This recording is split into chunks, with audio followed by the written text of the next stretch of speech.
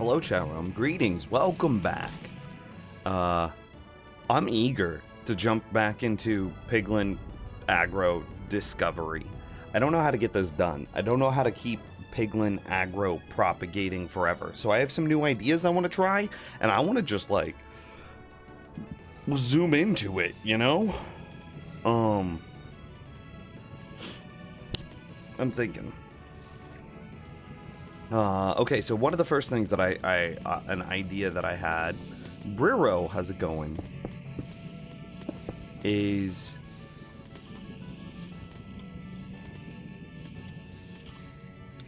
what if usually my corners are open, right? So what if in my corners I contained a piglin? Oh, well, hang on. Wait, Briro, do you have that command for me? I'm gonna need it again. What if I contained a piglin in each one of the four corners? Oh god, you're a blessing. Haha. What if I contained a piglin in each one of the four corners, and then that allowed this guy to propagate their aggro upwards? My corners are almost always open. My corners are almost always open, so I can still put, you know, my build here, my build there, my build there, and my build there, without needing to worry about, like, the...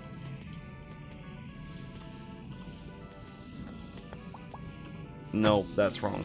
Without needing to worry about, like, am I blocking myself from being able to build anything by doing this, right?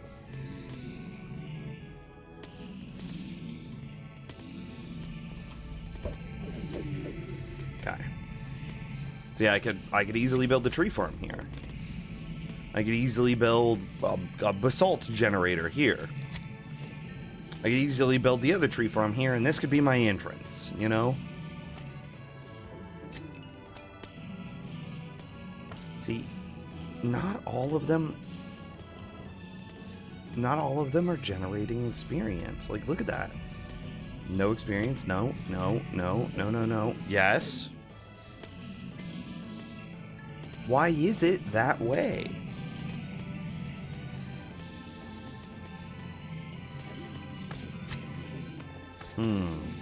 Okay, so this is clearly something still not working.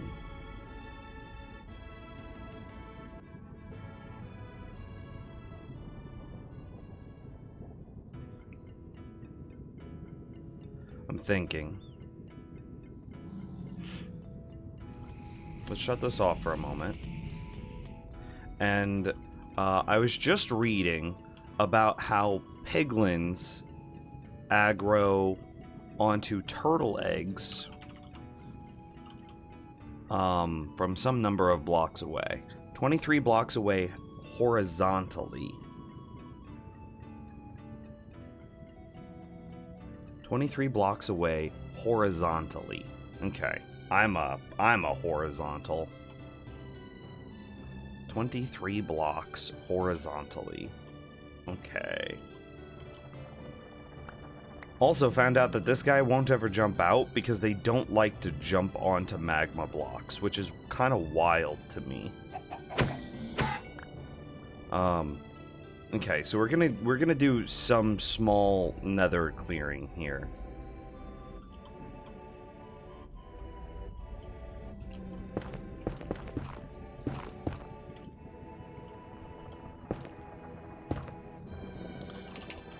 From there. Oh, like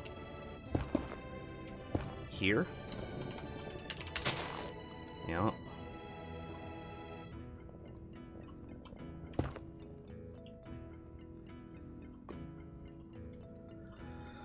I need 23 blocks worth of clearingitude. You know what I mean? Like, I need to build the full platform.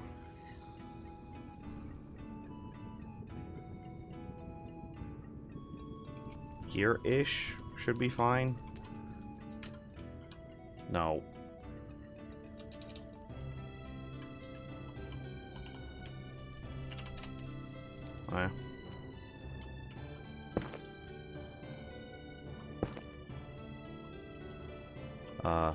This needs to go.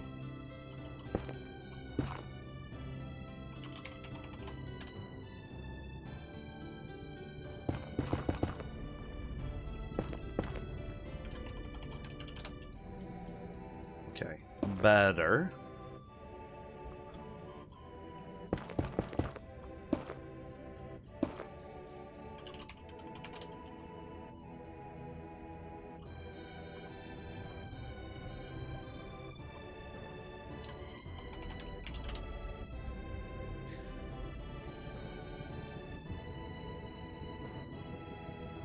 Why did some of those guys...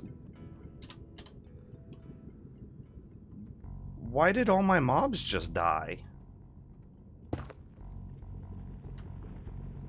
I filled the area with air, and then my mobs died. Every single one of them. What just happened? Is this world doomed? Aquatics, thank you for the follow.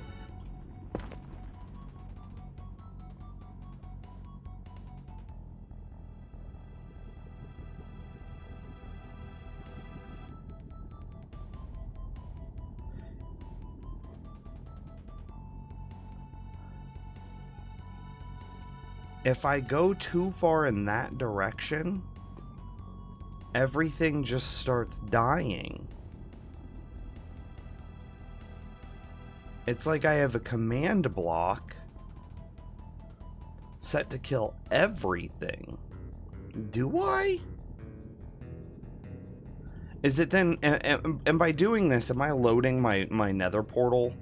And then my nether portal is loading the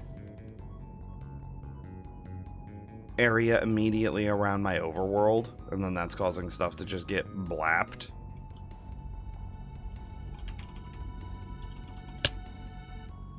Let's take a look.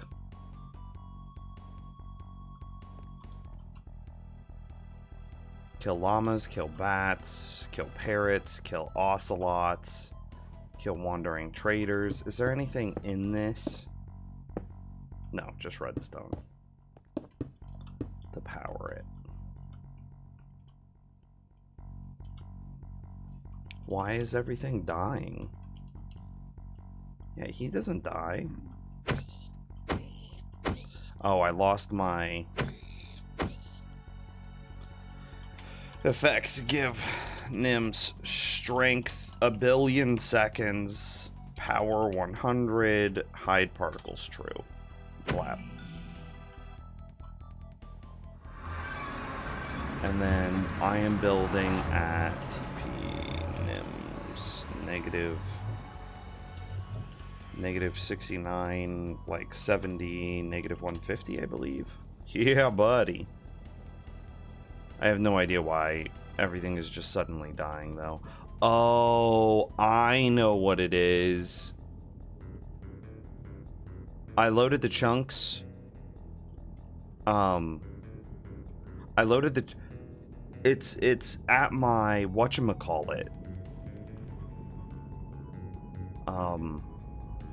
At my Wither Skeleton farm, I have command blocks running to kill every mob in the game. And I'm guessing that if I go over here, I just load those blocks.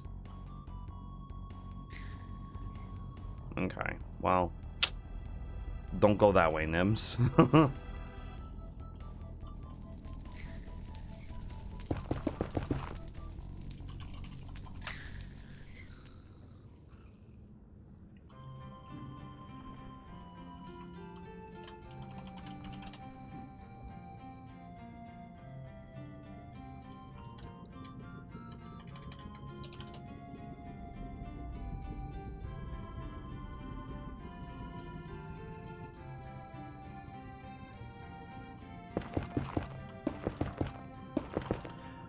Aquatics, we're currently doing some work. I have a magma cube spawner for a Froglight farm, which is what this is.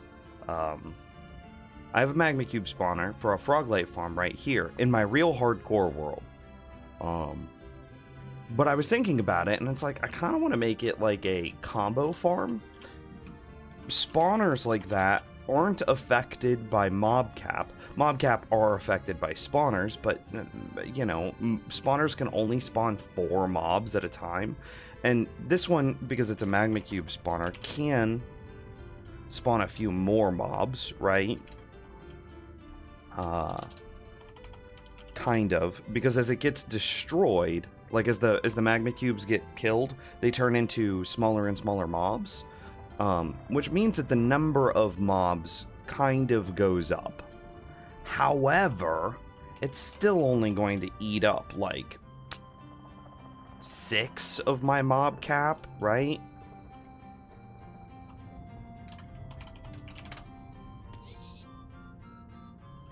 Let's go down another couple blocks. Yeah, killer.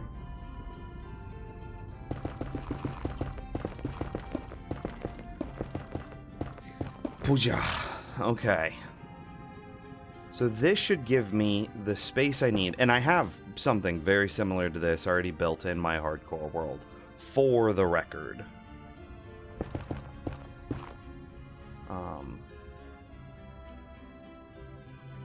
Here, we'll just go fill from here. So this isn't unreasonable for me to build. I've already built it once. Yeah, whatever, right? Okay. I used to be a big Skyblockian, but never really did the automation stuff. Always had other people do it for you. Wow, well. Hello. I am the person that does it for you. Greetings, welcome.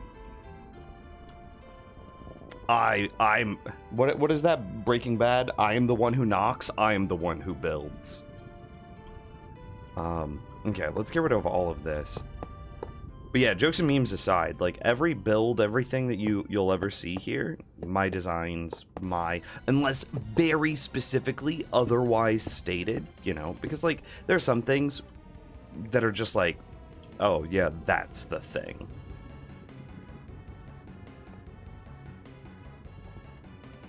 Okay, so it says that they can track the turtle egg from 23 blocks away. So if the turtle egg do be in right here, right? So that means that it's in this block? Yeah. So 23 blocks away from that spot. So 1, 2, 3, 4, 5, 6, 7, 8, 9, 10, 11, 12, 13, 14, 15, 16, 17, 18, 19, 20, 2, 3. Okay. I wonder if I should just make this like a square, so that way it's easy as hell to build. Okay, so that's the 0th block. 1, 2, 3, 4, 5, 6, 7, 8, 9, 10, 12, 13, 14, 15, 16, 17, 18, 19, 20, 1, 2, 3. Okay. Used to follow you like 3 years ago on a different account, but created this account thinking it's stream, but don't. I feel that.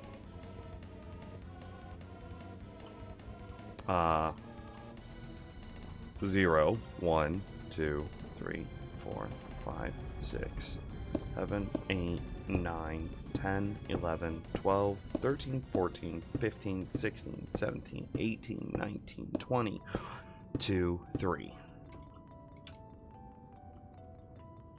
0, 1, 2, 3, 4, 5, 6, 7, 8, 9, 10, 11, 12, 13, 14, 15, 16, 17, 18, 19, 20, 1, 2, 3. Okay, so here's the problem, is it's got to be circular, right? Like, their detection radius, it must be circular. Like, if I were to draw a line from here to here,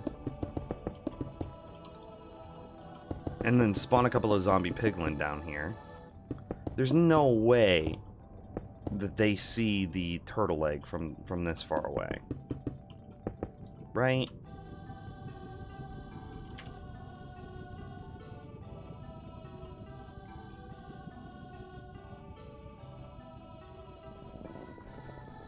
Maybe he do.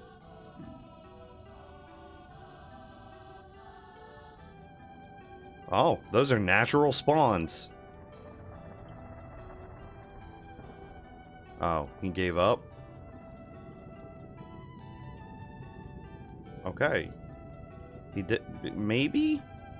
Okay, let's do this.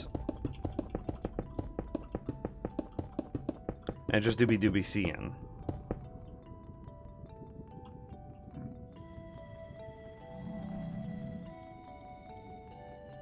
Does that look like they see it? Wow, is their detection really a square?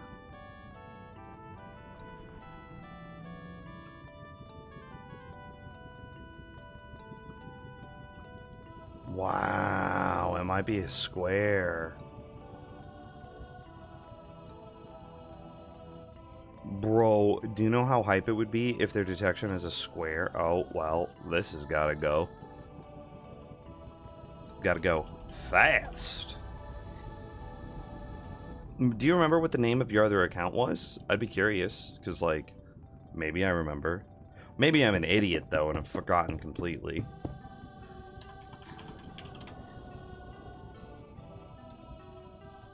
See, I'm back in range of my thingy. I should probably go find that. Yeah, I'm gonna go do that, and then set a maximum kill range. Because, like, very clearly, it's killing everything. TP 080. This puts me next to my portal, and then that gives me the coordinates for the Skelly Farm. TP -8, 38, -393. And see, it's one of these. Kill everything off. Right? And now I can go back. TP -69, you know, 60, -150. And see, now everything should just stop dying whenever I go into that space. Yeah. It was that command block that was getting active. You were friends with Brero? Oh, okay. It might have been Whalestorm. Maybe you're still Aquatics. Aquatics sounds more familiar to me than Whalestorm, just being honest.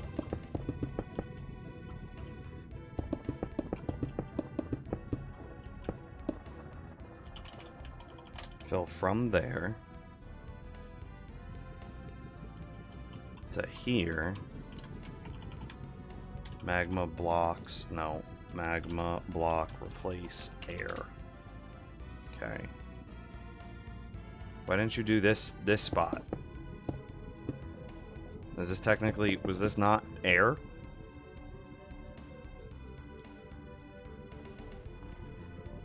Ooh. Why is this weird? I gotta count now, damn it. 0, 1, 2, 3, 4, 5, 6, 7, 8, 9, 10, 11, 12, 13, 14, 15, 16, 17, 18, 19, 20. 3. This is correct. So this is for sure the thing. And then 0, 1, 2, 1, 2, 3, 4, 5, 6, 7, 8, 9, 10, 11, 12, 13, 14, 15, 16, 17, 18, 19, 20. Okie dokie. So why didn't this get filled in?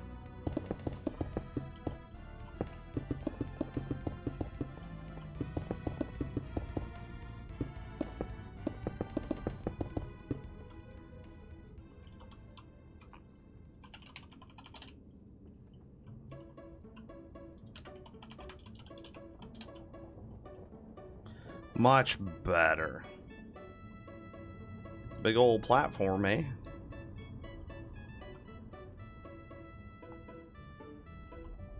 And like if I spawn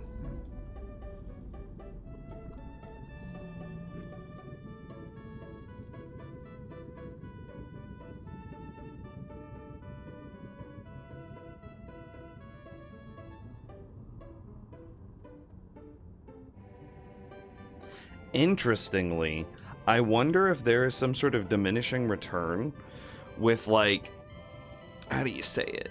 I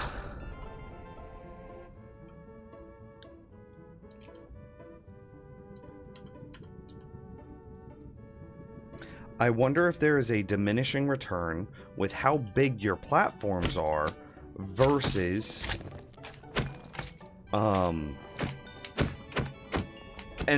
by extension, the number of spawnable spaces you have versus how long it takes the zombie piglin to path into your area. You know what I mean?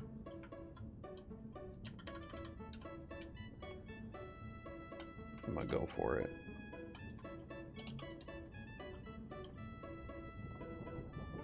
See, bro, like, why is it doing that?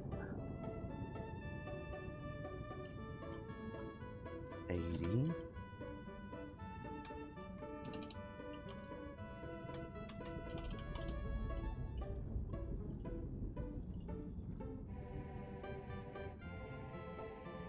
And then what is this one gonna be? 83?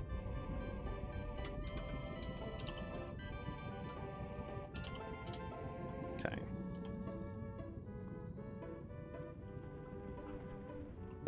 That's fine. I kind of expected this.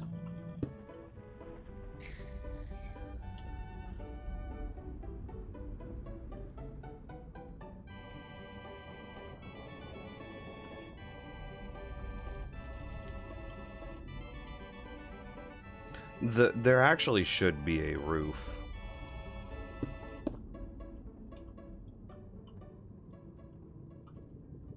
So then it would be what, at 86 bottom quartz slabs? 86.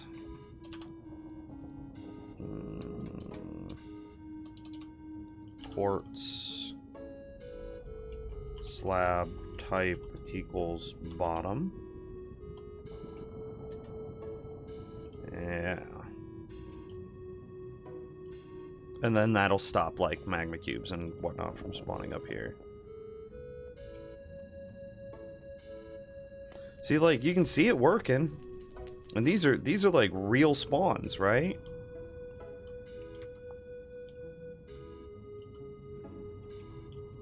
Those are real piglin that are really spawning. Right? If I were to come through here and, you know, clear all this other spawnable garbage.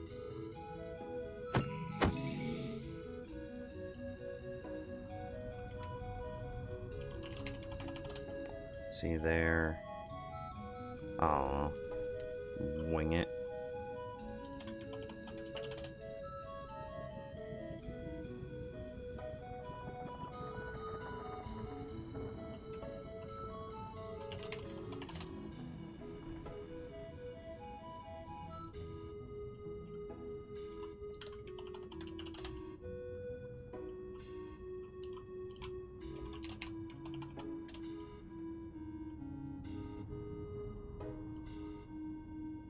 Okay, so then we would go... We'll see which way the coordinate changed. Okay, so it went up. So let's go like 150 and go down to 50. Oh, air. Okay, let's make this a little bit smaller. Yeah, that's about what we wanted.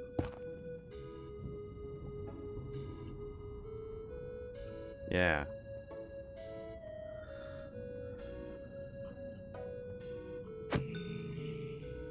And then I could do like a kill at E type equals zombified piglin, right? And see, that kills them all. And then see, this is, look at these real spawns.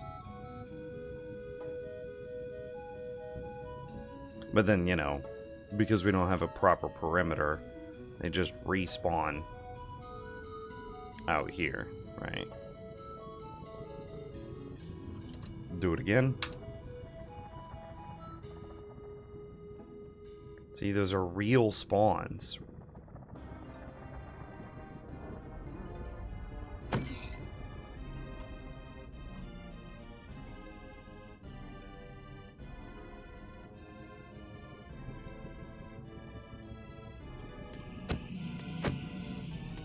I need to make that mob proof, eh?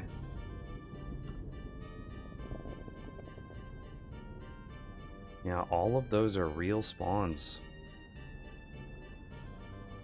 Well, let's go ahead and make this mob proof. Fill from there to here. Tinted glass, replace quartz block. Cool. And my whatchamacallit still connect to it.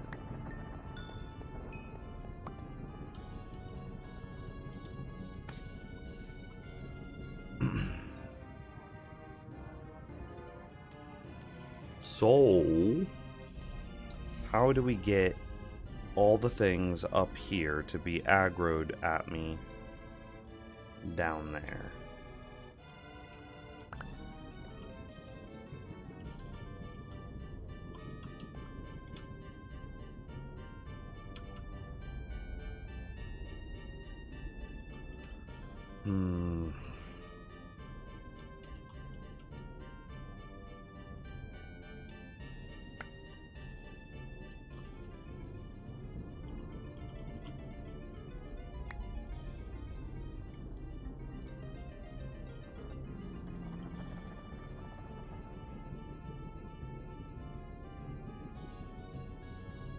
It's kind of wild, though, like how just some very rudimentary perimeter clearing.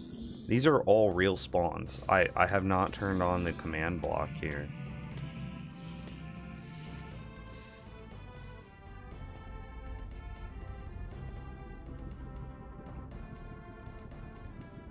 So then my question is, how do I get them to aggro on me? How do I get them to be pissed, you know?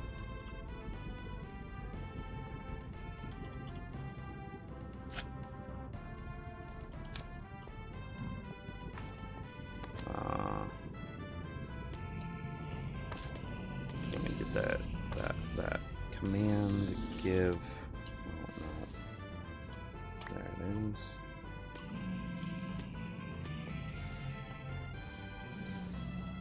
Big farms are nuts. There's a reason why they replace emerald farms as the go-to for XP. I mean, yeah, I'm trying, right?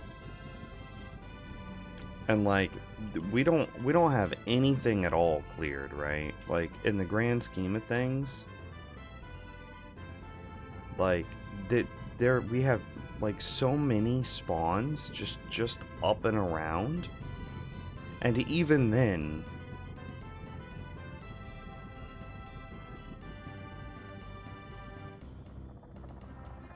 it's still, I mean, these rates aren't going to be anything great. And our rates are also hurt by this. Ah, so that's what happened to our frogs.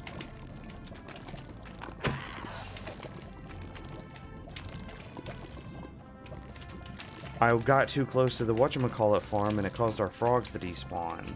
Summon frog. What was it? It was what was the command?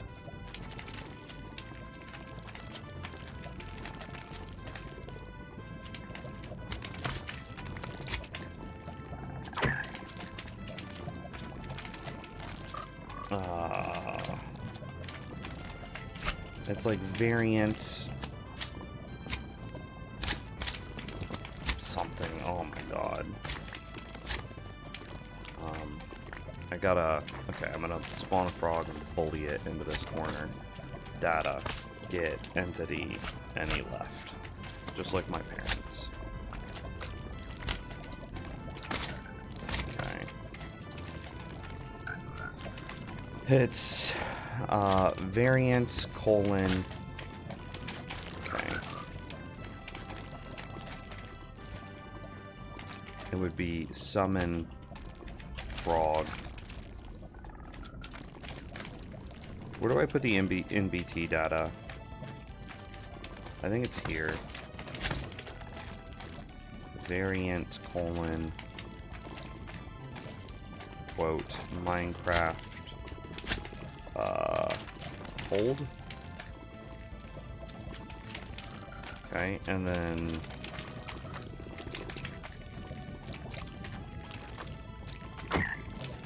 And then what? One more temperate? Yeah, we figured it out. We're getting there.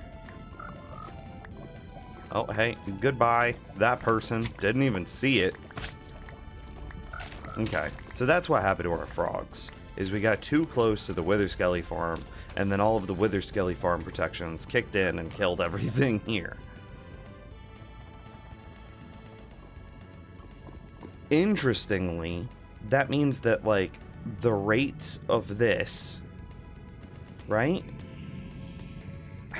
we're still producing a number of zombie piglin. Give Nims Snowball. Okay. Be mad at me. Are you mad at me? Yeah, buddy, he's mad. Effect. Give Nims resistance 1,000,000,000 seconds. Power 100. Height particles true. Effect. Give Nims saturation for 1,000,000,000 seconds. Effect. Give Nims fire resistance for 1,000,000,000 seconds. Okay.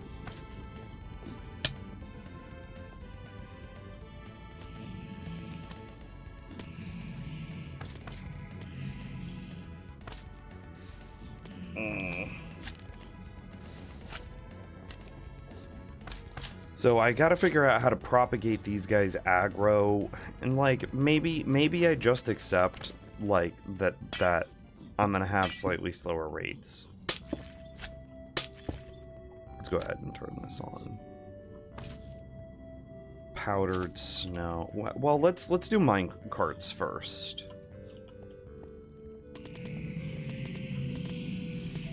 Yeah, we knew this was gonna happen. Count with me. 1, 2,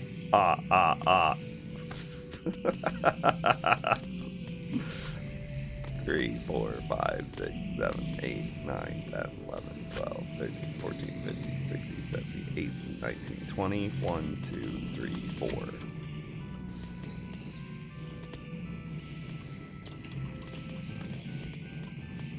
That was funny, chat room. I don't even care. I'm winging it. That'll break their fall enough that they won't instantly die.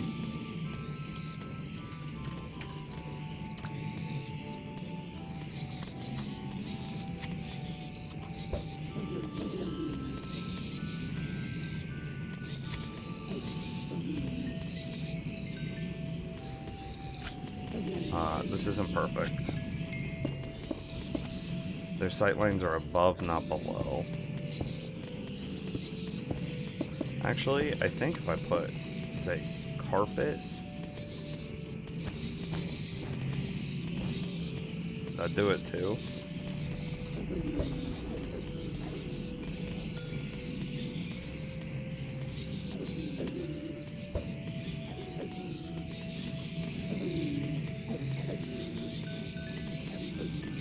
This still isn't all of the experience possible.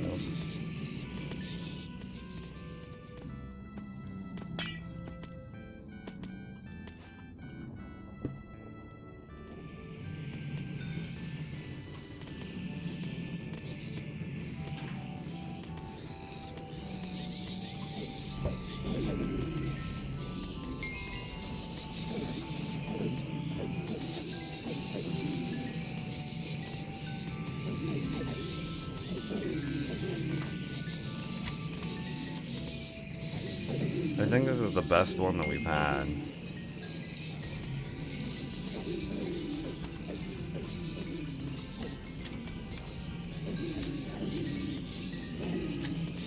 We're not killing them nearly as fast as I would like to be killing them, though.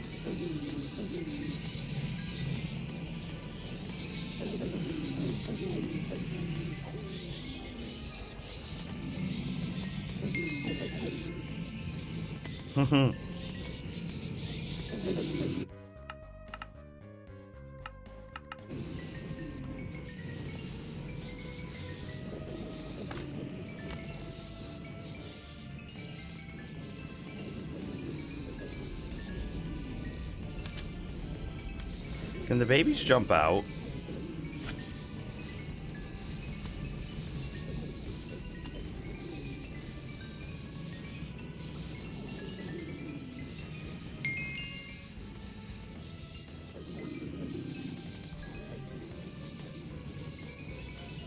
Okay, let's slow this down. I want to shut off that one. Shut off that one. Actually, we'll just leave this all off and we'll check on natural spawns. Okay. Okay, and any moment, yeah, see, natural spawns. I think that was 3 experience worth. Yeah, that was a dude.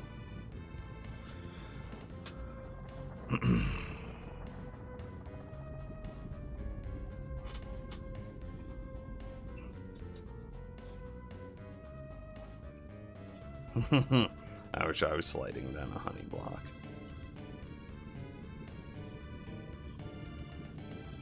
Let's see. What command could I do to free up some mobcap? Kill at E type equals zombie piglin. It's like distance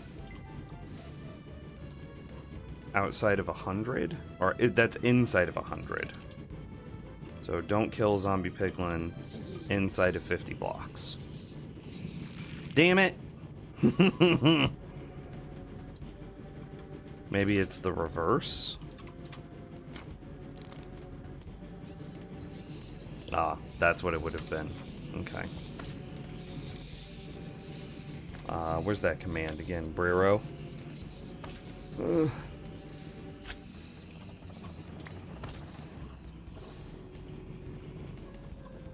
I don't know if I need 4, just for the record.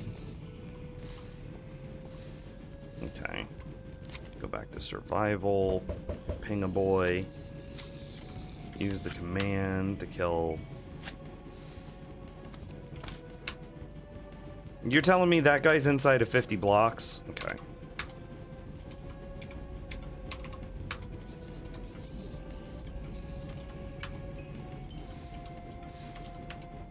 What?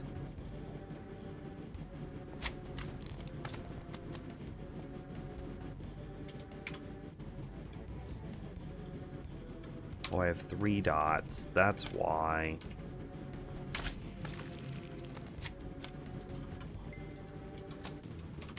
I wonder if that's how it got messed up the first time.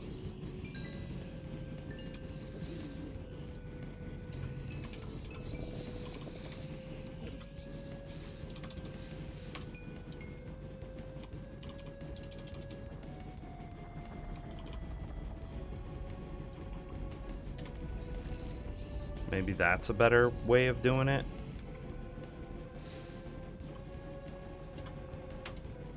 Ah, there we go. I'm killing stuff that's not killing him. Let's increase that minimum. Just to make sure that no matter where I stand, I don't hit my Breros. I've killed my Breros too many times. I'm sorry, my Breros. See, and these are kind of real spawns, you know what I mean? Like, give Nims, Snowball, 16 of them. Go survival, ping some boys. Kill some pigmen to free up the mob cap.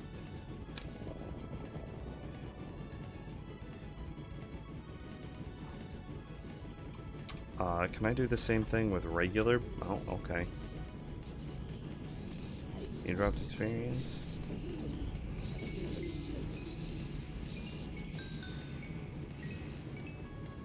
Do they all drop an experience?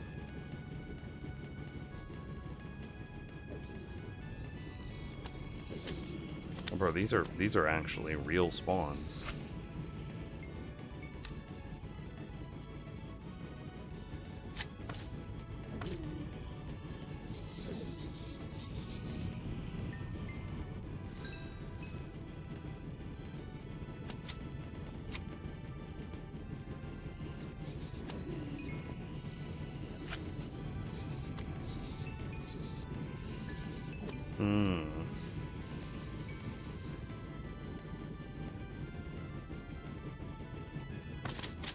It seems like I'm getting the experience, right?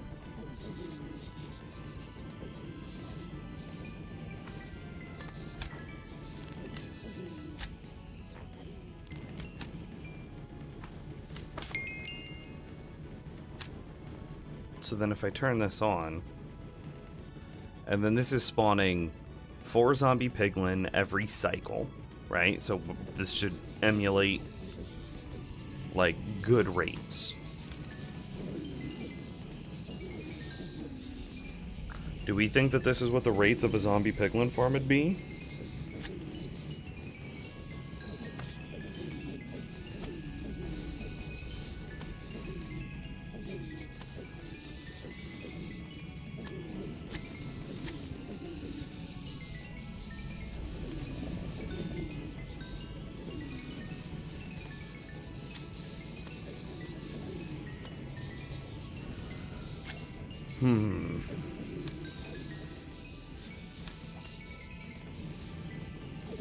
I don't like the carpet here. Not gonna lie.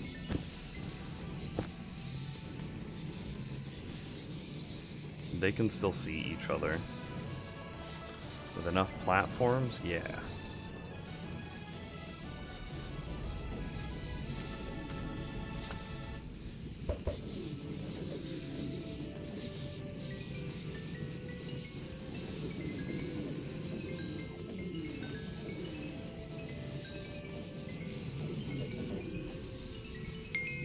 I mean, I could slow this down a bit again. Give Nims repeater 2, right?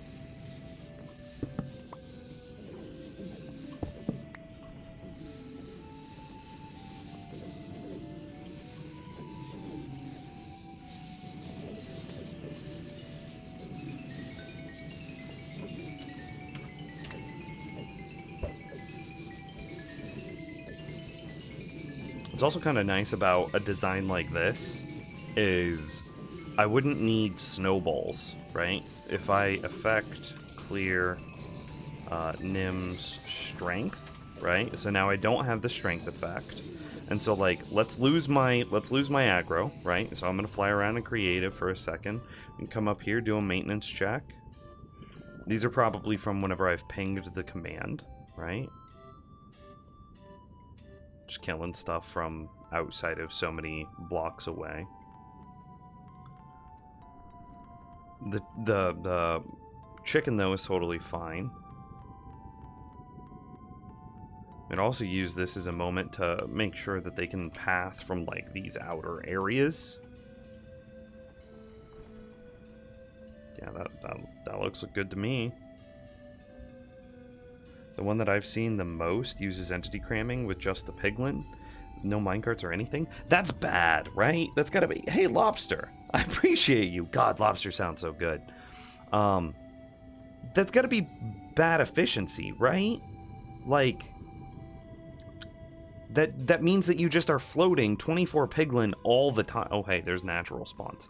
That means that you're just floating 24 piglin all the time, thus affecting your mob cap or reducing your mob cap by 24.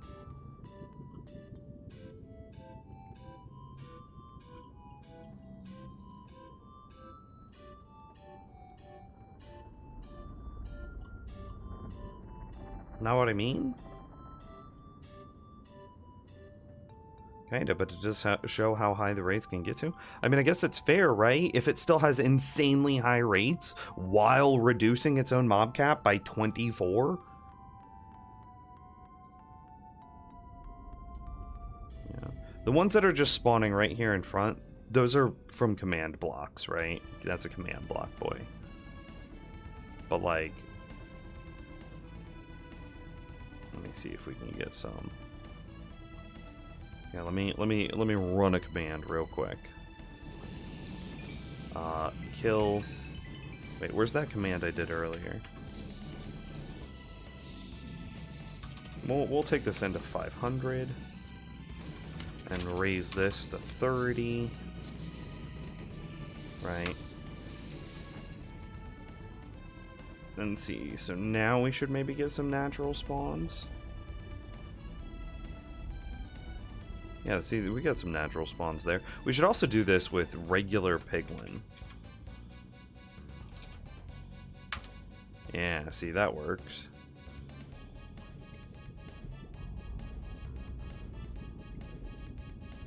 There's a pack. Yeah, see, there's a pack. That's, yeah. And there's a little baby that spawned all off on his own. Turn on hitboxes so that way we can see a little bit better. And you can see how much my mob cap is being consumed by, like, outside stuff.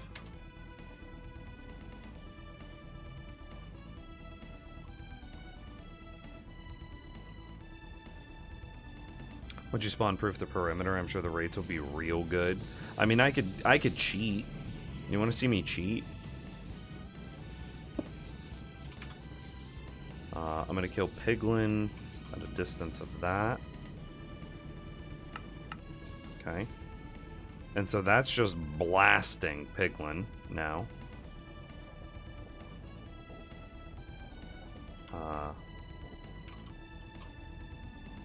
Right, so if I were to try to spawn any Piglin, boom, he insta-dies. What else could we do? Oh, I could increase the minimum range on the zombie Piglin and then kill all zombie Piglin. See, right now I'm just killing all ghasts, all Piglin, zombified Piglin. But let's make this like 60 blocks, right? And take it into like 400. And see, so that way everything here should be fine. And we can do some tests, right? We'll like... Yeah, he lived. Furthest possible away is probably this back corner here. Okay, he lived. But now does this guy live? Yes, all of them lived. But... And I don't have my strength anymore. Oh. Oh, and they're probably too far now. Oh, I don't... It's probably needing redstone. Always active. Yeah. I didn't properly turn it on.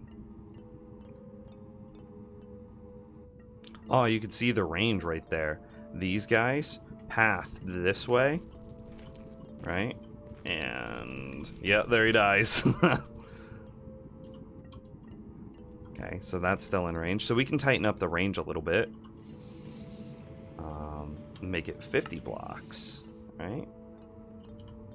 And... see, look at that. Look at how much more... Okay, so 50 blocks is not good enough, so...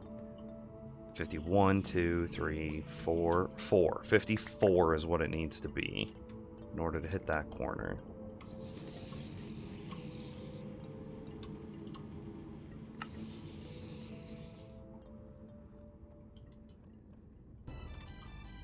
Yeah, perfect. And 1 block further away should die. Wow, hang on. Oh, 2 blocks away?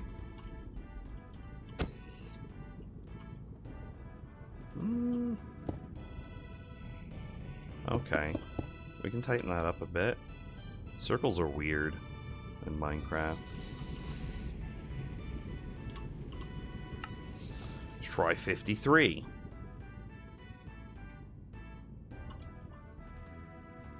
He's still fine.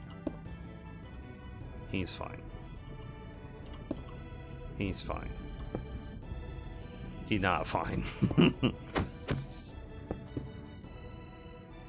Yeah, let's go down to 52. Circles are weird. I wonder if you could say like 52.5. Oh, no, okay. 52 did not work. This area is 53.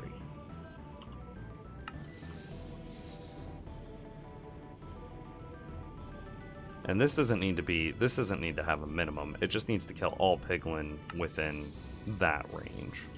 So like now we can shut the redstone spawner off.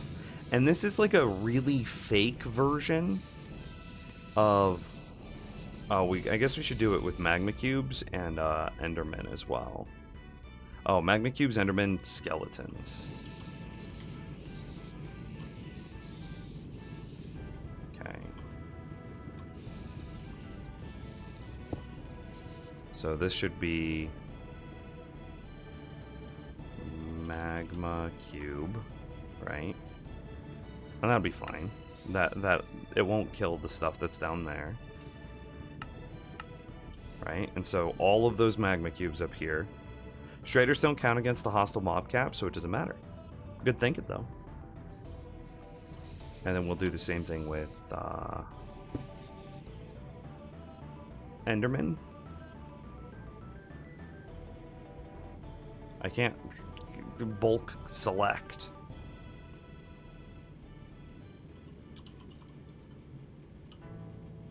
And we'll just kill all of them inside of 400 blocks.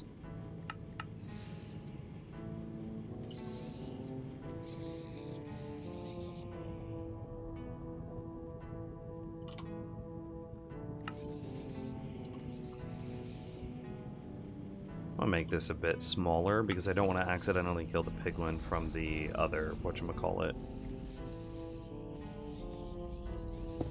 And then this is skeletons.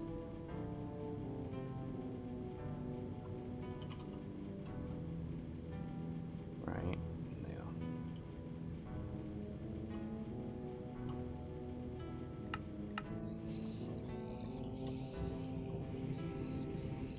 Okay, so if I try to summon basically any of those mobs, right? Skeleton. He insta-dies. An Enderman. He insta-dies. A Ghast. He insta-dies. What about a Piglin? Oh, I guess we should try both. Zombified and regular. Zombified, regular. We need one more. If we continue to do this, then all of these items are going to cause the world to crash with how much lag they generate. So I need one more command that kills items with a minimum range. Items, yeah.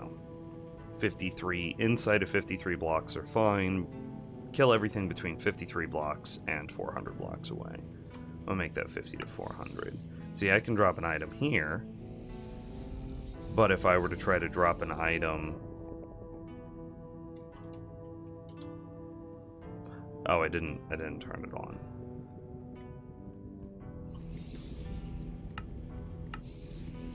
Okay, so I could drop an item here, no problem. But if I were to try to drop an item, and see, these should be gone. Yep, nothing. But like, I should be able to drop the item. Yeah, see, there's the item. So see if we can find it. Yeah, right there. Look at that difference. I can throw items. Nothing. And we might even be able to see it disappear.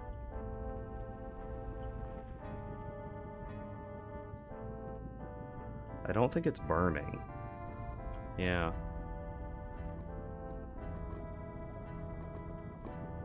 It's right above the lava. That's funny. So that way my world doesn't become bogged down. But since I'm killing all these mobs crazy fast, right? Conceptually, they all drop all their items, which causes my world to bog down, causes all these problems, yeah? And see, now all I need to do is I don't have to clear the entire nether. I just need to clear enough that it's inside of these areas. So I can just clear from, like, you know, here to, like,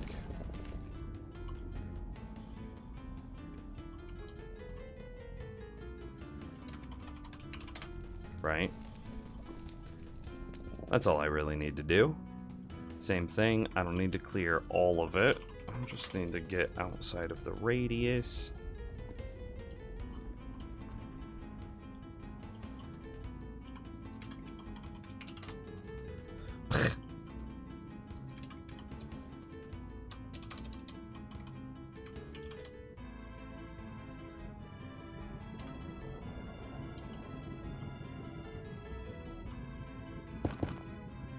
This is definitely still inside the radius.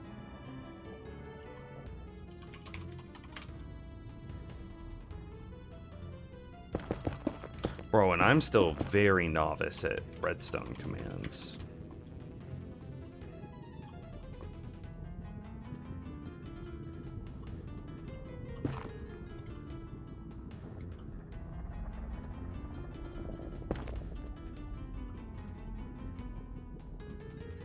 Well, if he was able to spawn and then suddenly despawned, that means that there's a safe spot here for him. We want to get rid of that.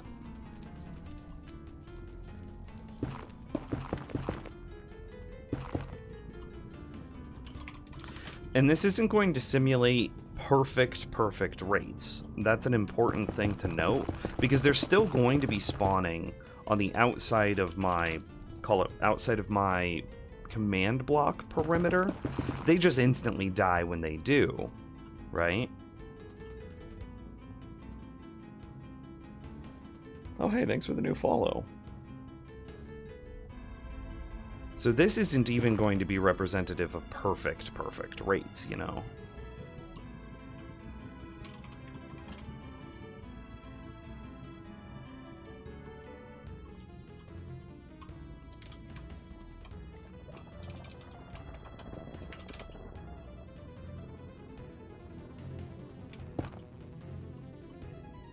But it is a good approximation. That's... yeah, mostly. You know, if you... This'll probably be like 90% perfect rates, right? It won't be... right, it's not going to be 100. It's not going to be 100. But I'd say we could... This is... This, because, yeah, you can see him there spawning and then dying instantly. We know that that's outside of the spawn area. Is this outside the spawn area?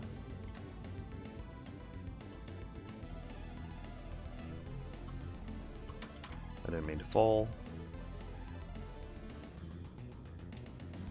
No, okay. He probably died still.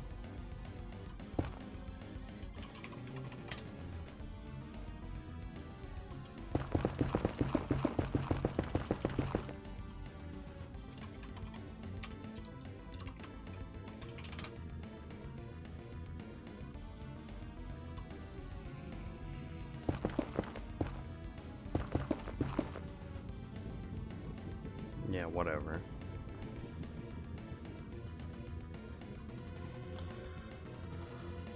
Okay, so then we have a bit up here in the roof to do. Oh, wait, no, maybe not.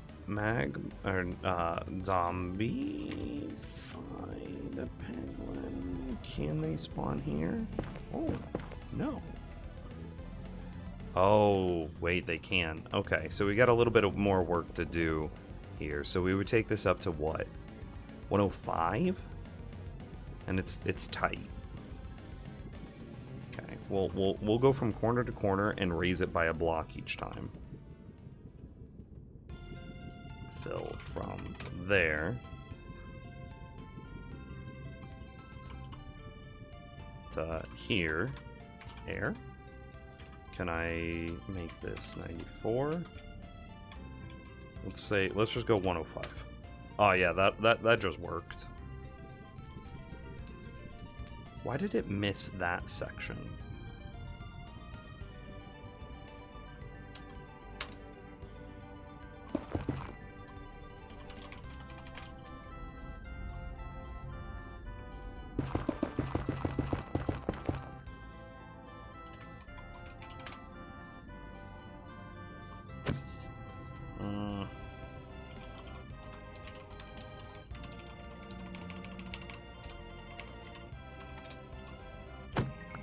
I was a weak little lad, and now I'm strong.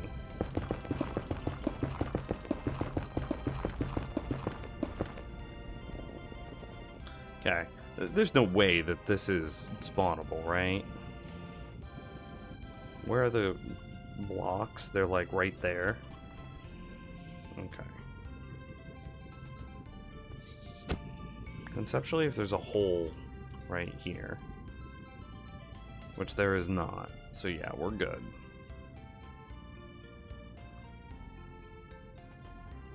Okie dokie. So this is now a rough approximation of what the rates will be like. Effect. Clear. Nyms of strength. I'm like Hercules losing his god power. We'll go survival. And then I just gotta punch these guys until they get angry at me. Okay. I finally got one. And then see, that's now propagated the aggro all around. You mad at me? Yeah.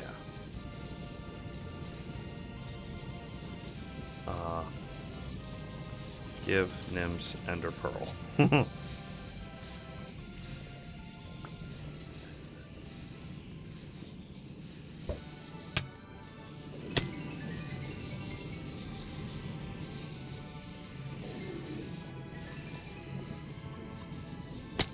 Why is he not mad at me anymore?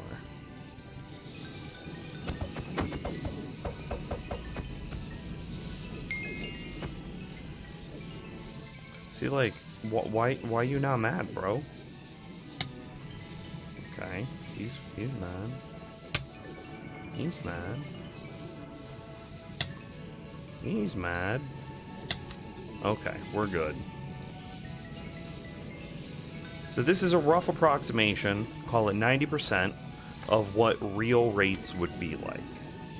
I am not spawning them, right? These are command blocks that spawn zombie piglins for the purpose of testing. This is what real rates would be like.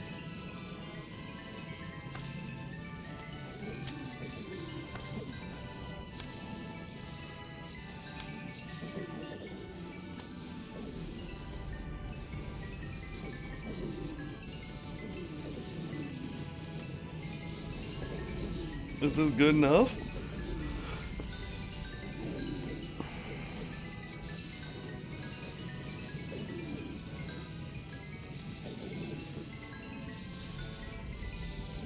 Right? And I'm using a bunch of command blocks in order to simulate having built a perfect perimeter. But because it's just a simulation, it's not actually perfect.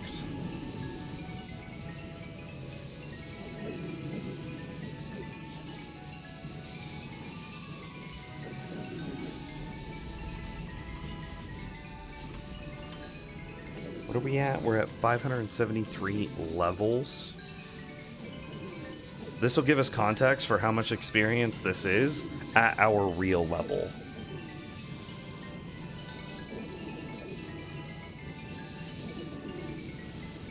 Yeah, that's moving. Yeah, we're at 573 in the hardcore world.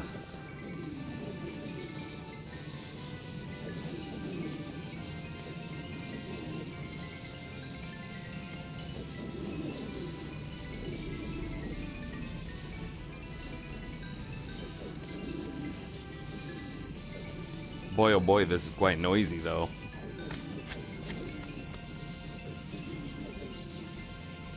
And remember that we also have the Magma Cube spawner running at the same time below us. And that's giving us frog lights.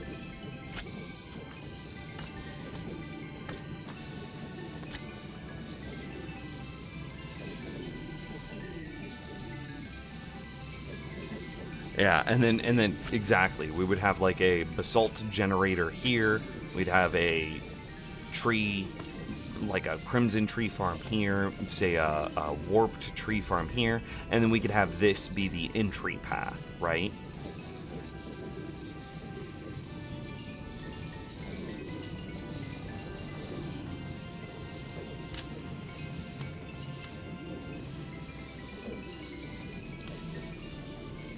Is this more experience than the Wither Skelly farm?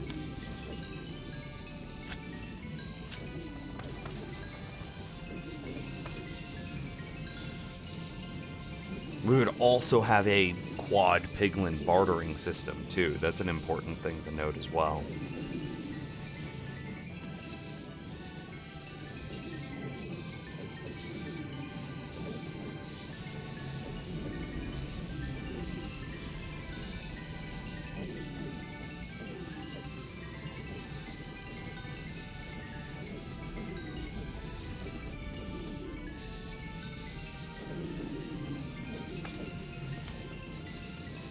Interestingly, I think we build like 2 circular platforms like this, and we connect them together with like a T-junction.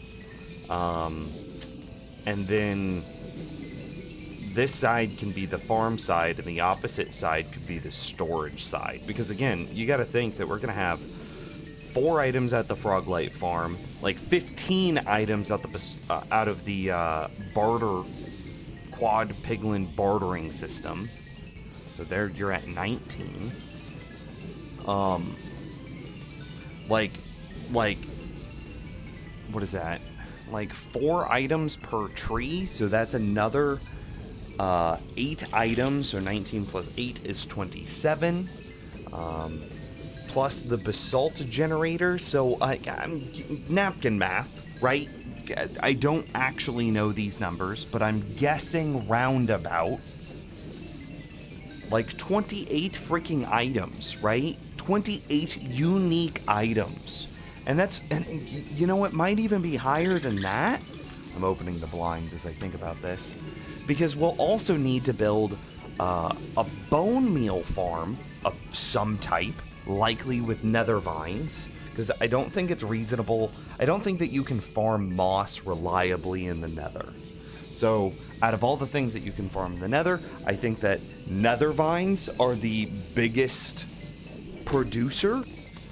Maybe pumpkins. Maybe you could do pumpkins and melons, but like without being able to, what is it called? Saturate? No. Without being able to hydrate the soil, I think that a pumpkin melon farm is going to have real bad rates. So let's say that it's just the 2 nether vines, right? So right off the bat, 2 nether vines takes the total number of items that we're going to be farming from 28 to 30. You would then compost those items. That adds bone meal, so that takes us from 30 to 31. And then you also need to build a fungus farm in order to run both of the tree farms, which contributes, you know, crimson fungus and warped fungus. So that takes us up from 31 to 33. So we might be talking about 33 unique items. Ish. I don't remember how many things freaking piglin barter.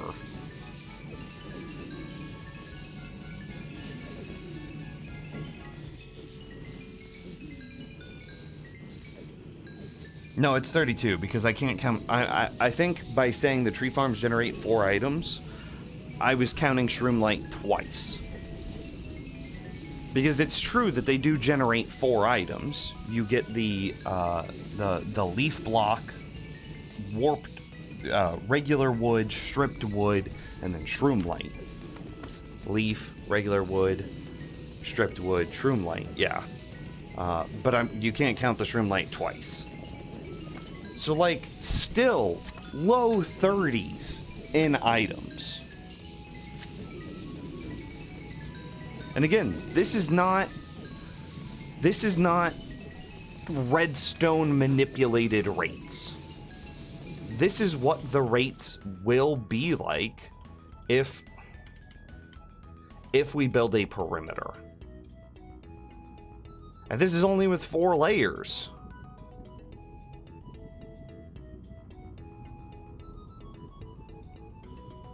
Again, I have redstone, but that's only to manipulate, like, command blocks, to manipulate a fake perimeter, right? Mobs might be spawning up here. Yeah, you can see that.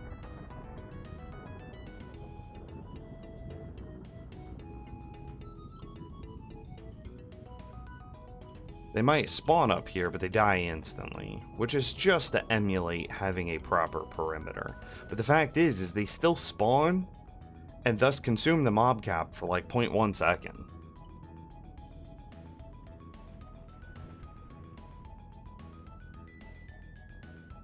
I wonder if the rates get better if you add more layers.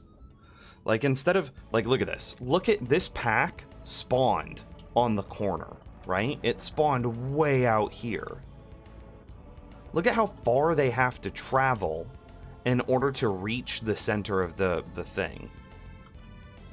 I'm going to turn on hitboxes so that way you guys can see. Like, here's another one. These guys spawn on the very edge. Look at how long they have to travel. Like 3 seconds, 4 seconds, 5 seconds.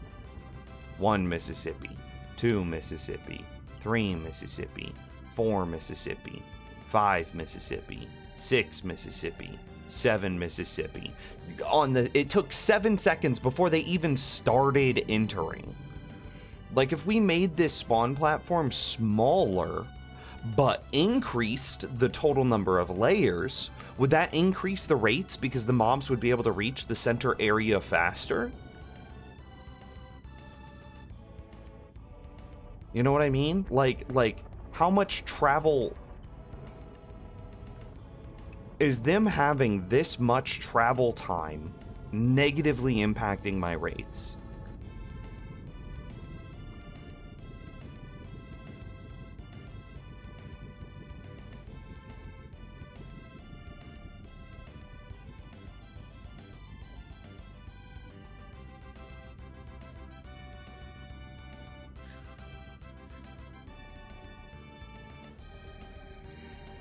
To which end, I wonder... I mean, it has to be, right? Your boy needs snowballs. Give Nims snowball. I need to just set up a command block that I can, like... Oh, I didn't even have to do that. I can just punch them. I need to set up a command block that I can just, like, click it, and it gives me 16 snowballs.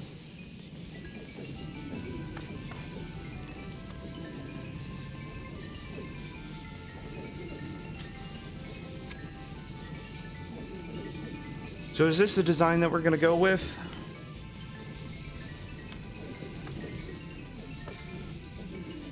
Is this the one? Ooh, and there's got to be some, like, make your platform slightly smaller.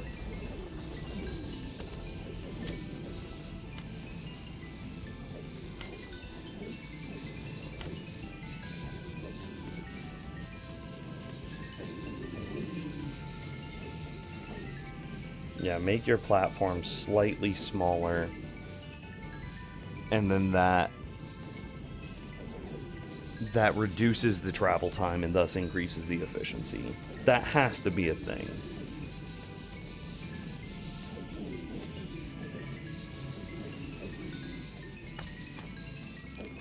Is this a crazy amount of experience?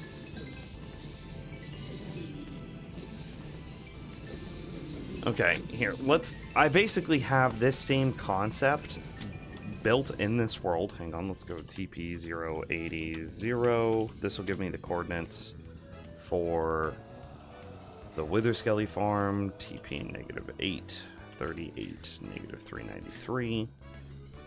Okay. And please, okay, my wolves are still there. My piglin's dead.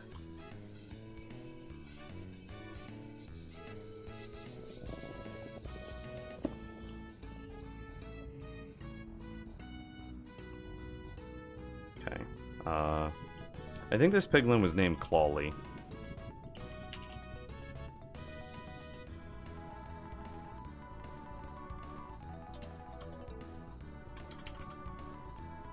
Hang on, let me check my...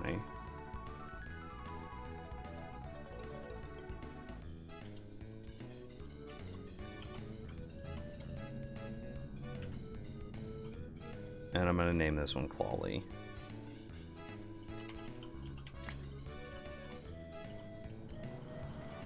Okay. Again, same sort of thing must have happened. Oh, he can't have a bow. That's fine. Oh, okay. Effect. Give Nims strength 1 billion.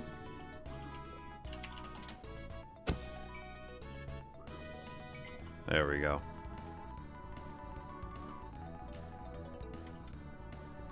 So the same thing is happening here. Kill everything.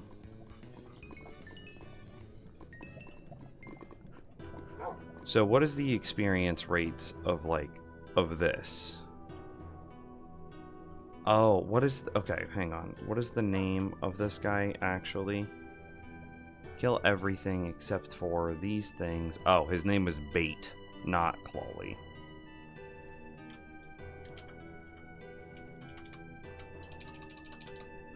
Bait. Okay. I'll have to pause this for a second. Resummon him.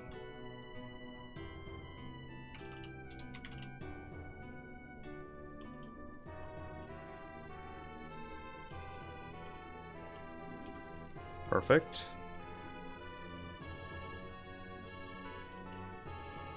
And then I should be able to turn this back on. Bait is still there. Okay, so this will give me a comparison. Ignore all this initial experience, right? Here's the rates of the Witherskelly farm with basically the same setup.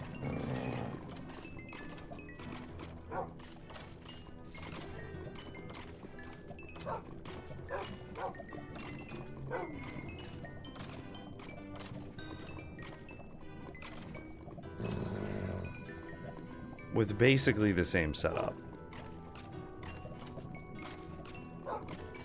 And can I tell this to only kill these things inside of a range? Don't kill the player. Okay, yeah, I can. So range distance equals ... 100. And we'll say inside 300 blocks.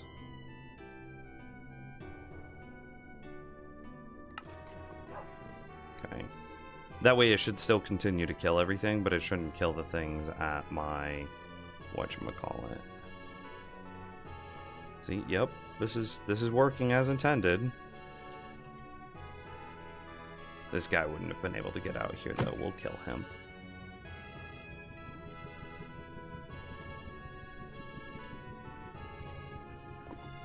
Okay. Gather up all this initial experience.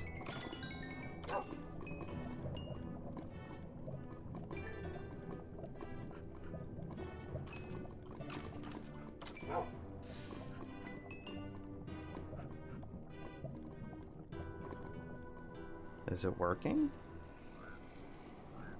It is.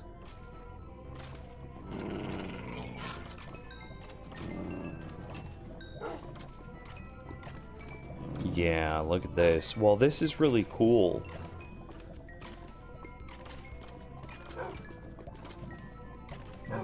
The zombie piglin farm is clearly way faster.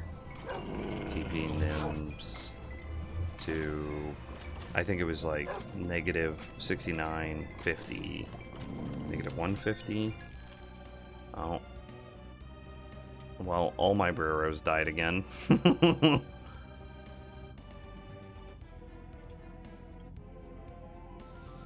My minecarts didn't, though. That's nice. I might need to name these just Bait, right?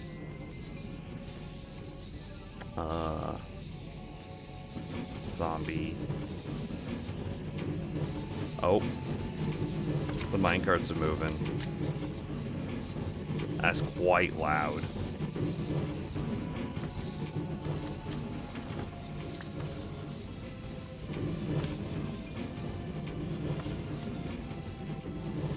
Don't tell Wiro. Okay, and then I've got to go survival. And then effect, clear, Nims, strength. And I've just got to punch them until they're mad at me. There we go.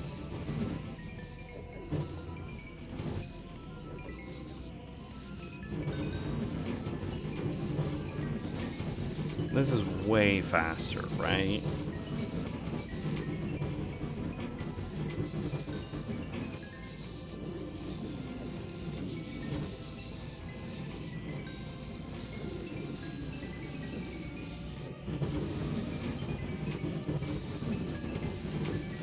It's going way faster. Maybe not.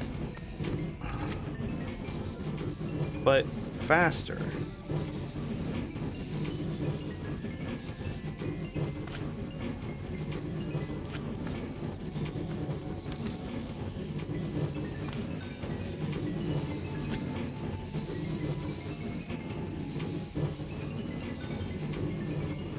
Man, those minecarts are going to be annoying.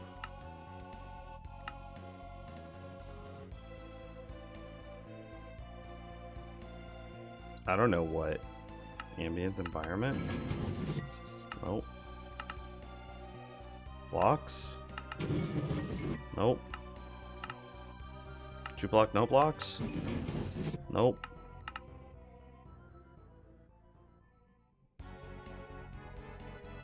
Players? Nope. It does not look like.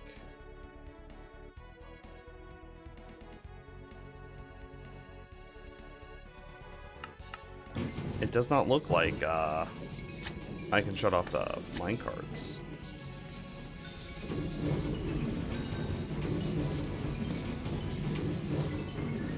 So this will be a very loud farm.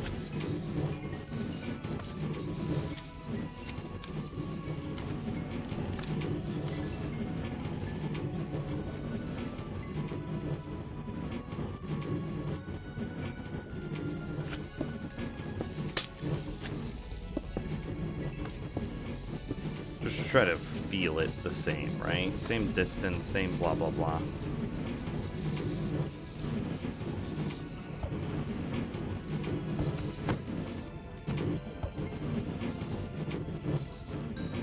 I just gotta run in, punch those guys until they propagate their aggro to these outer dudes. No spawns?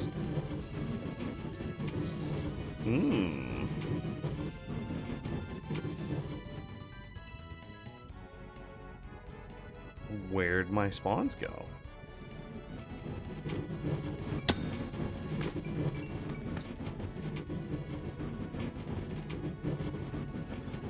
Oh, maybe this happened again.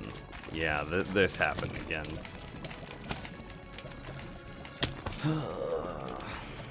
Okay. Summon frog here. Variant Minecraft hold warm temperate. I'm gonna name these guys bait, same as I did everything else, even though they're not technically baits, just so that way my conflicting designs quit eating each other.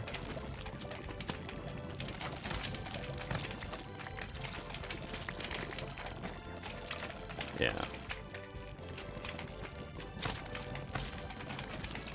That's where my hostile mob cap went. Yeah, and look at what's back now. And there it goes. They're mad. I wonder if this means that there's an argument to adding more frogs. Like instead of it being 3 frogs, having 6 frogs. See, because like right there, I've just got 3 extra baby magma cubes that don't need to be alive. And like just continuing to observe, like look at all those magma cubes.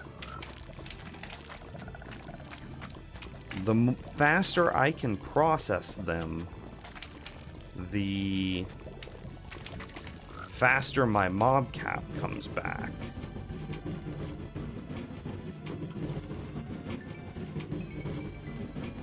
No, I didn't mean to take a screenshot.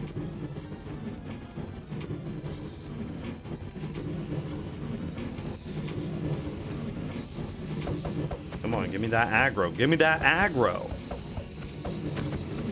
There we go. I like how I know that I have the aggro because these guys start jumping. Tasted banana.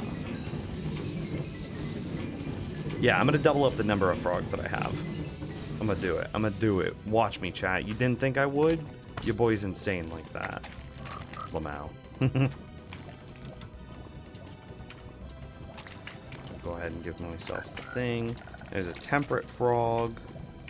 There's a warm frog. And there's another cold frog. Okay. Name him. Name him. Name him. So now I'm up to 6 frogs. To increase the processing speed of my frog light farm. You feel?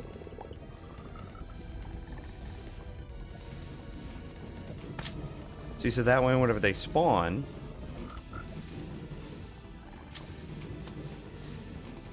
I'm just making sure. What is causing a light level here? 3 light?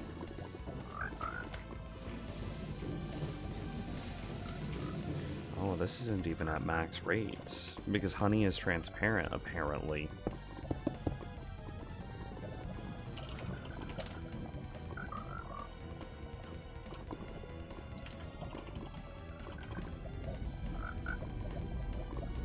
Yeah, we'll do it this way. That's fine.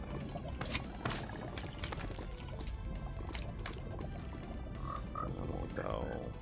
And we'll do the same thing here.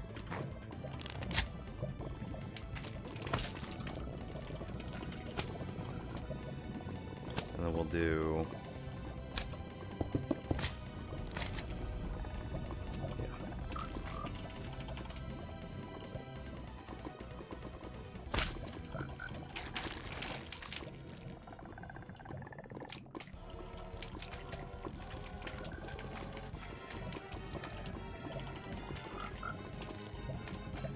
Right? And does this then reduce the light level in here? A little bit, but we're going to reduce it more. Actually, I went a little low, but that's fine. Fill from there to here. E. Jones has a question. Tinted glass. Cool. And then we technically don't need this layer.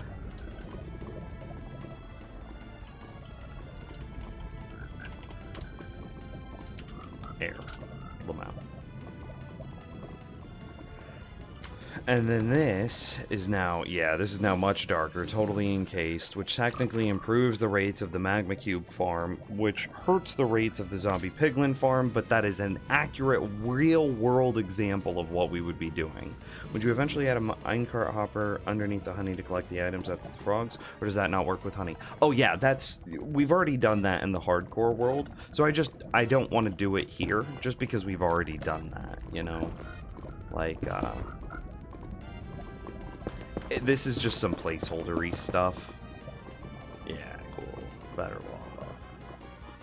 But yes, this layer would absolutely have a hopper minecart zigzagging back and forth that then leads to some sort of item sorting, right? Because we're going to have 4 different items here.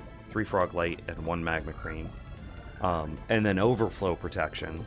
So if one of those farms if one of those storage ever overfills, then you need to have a way of destroying the extra items. So yes, absolutely, yes. And we've already actually got it built. Okay, they're mad.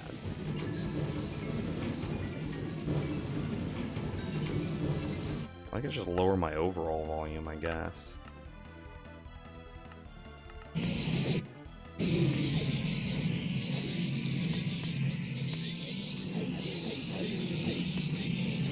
Yeah. Jalapeno, thank you for the follow. Similar to what's at the base. Yeah, exactly.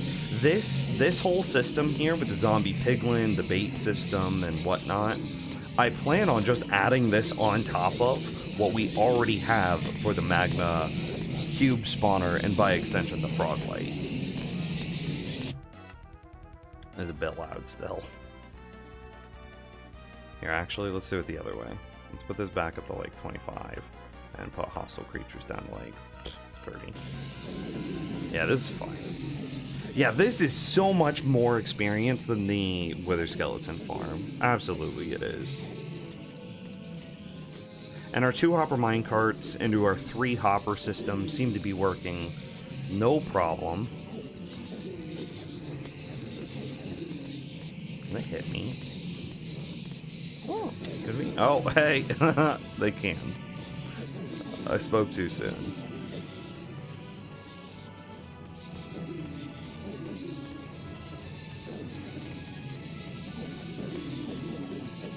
What's wild is, like, this system is still even AFK-able. Like, let's say that they break this aggro propagation thing, which they've expressed interest in, but then community feedback said, no, please don't do it, and so they walked it back. But let's say that they say, screw it, we're not going to listen to the community, and we are going to break Piglin experience aggro propagation, right? Let's say that this gets broken. Bro, I can still walk up right here with a sweeping sword and just go to town, right? I would have to destroy... what I would end up having to do, if that happened, is I move this powdered snow block. I'd move this from there to, like, right up there. So that way they land down here with 1 HP, and then I'd get rid of all of the mine carts, so that way they don't cram and let the player kill them instead. So all that would take if Mojang broke this style of farm is I move the powdered snow up, and I remove the mine carts. This farm is crazy. How does it work? Yo, hello. I would teach. And this is even, like, this is just not even half of what I plan on doing. Okay, so I'll show you. So first things first is in a Nether Wastes biome, you build giant slabs of magma blocks. The only mob that can spawn on a magma block are zombie piglin and magma cubes. But by separating them by only 2 blocks, that isolates out the magma cubes, and thus only zombie piglin can spawn in here. I'll do this in creative so we can actually watch. Then, at the very center of these, you have a turtle egg, which you can see right, yeah, kinda. Here, I'll go spectator so they stop spawning. You can see my turtle egg is right there. Every 2 layers has 1 turtle egg, so I have 4 layers, so 2 turtle eggs. And the zombie piglin want to trample this turtle egg, and I've got, you know, some tricksy stuff that make them think that they can get to it, but they can't, so they just fall down the tube. Oh hey, this shouldn't be here. Yeah. Anyway, so then they fall down the tube, right? And you can see these guys, they're like, oh, turtle egg, I must Hulk smash turtle egg. They're like frothing at the mouths, right? We have this block here, a little bit forward. It helps them funnel in a little bit faster. So now I have 4 layers where the zombie piglin's spawning, all of them rushing, frothing at the mouth to destroy that turtle egg.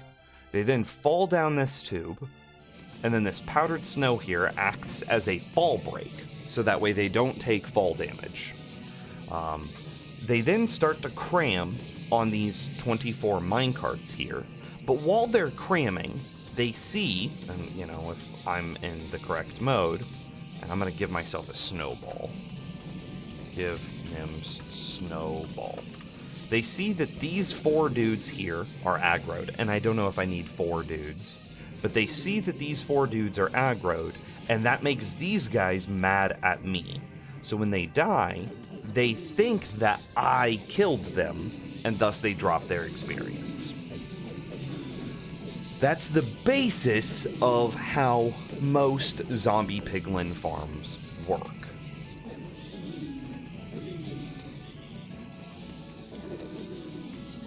Some of them don't use turtle eggs, some of them just let the player be the bait and they build a circle, like a giant donut around the player, but I'm trying to do something else with this. If you could imagine, how do you make a basalt farm, chat room? I don't actually remember.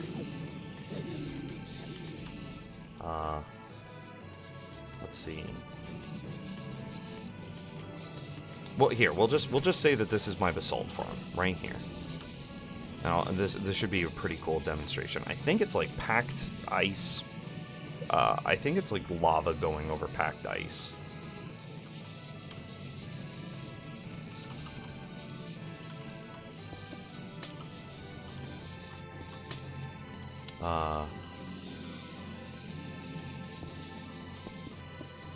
Right? Ish.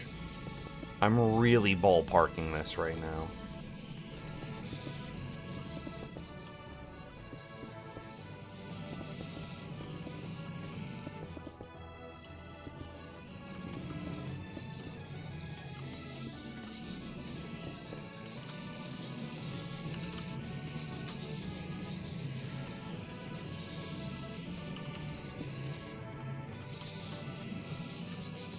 Don't want mobs to be able to spawn on this. Please tell me this is how it's done. It's been so long. Okay, I don't know how to make the salt. Minecraft. How do you do this? I thought it was lava on ice. Oh, it's a bit different. Okay. NBD.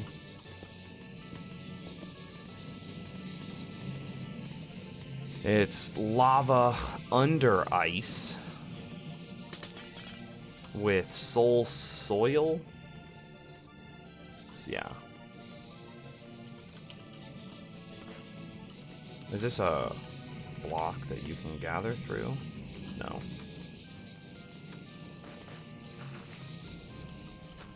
Okay, so a simple should look like this. Can you, Divaba, and then stare. Can you, no, okay, damn. I was curious if you could, saturate stairs. What is that called? Waterlog, but lava log. Does this work? Oh, it's got to be blue ice. Okay, okay. NBD. Did that work? Okay, this did work. Which means that I don't need, like, half of any of this stuff. Okay. I'm not going to worry about a collection system because, like, we don't need to worry about a collection system, chat.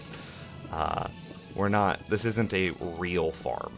This is just a temporary placeholder in order to demonstrate the concept in which I am trying to teach.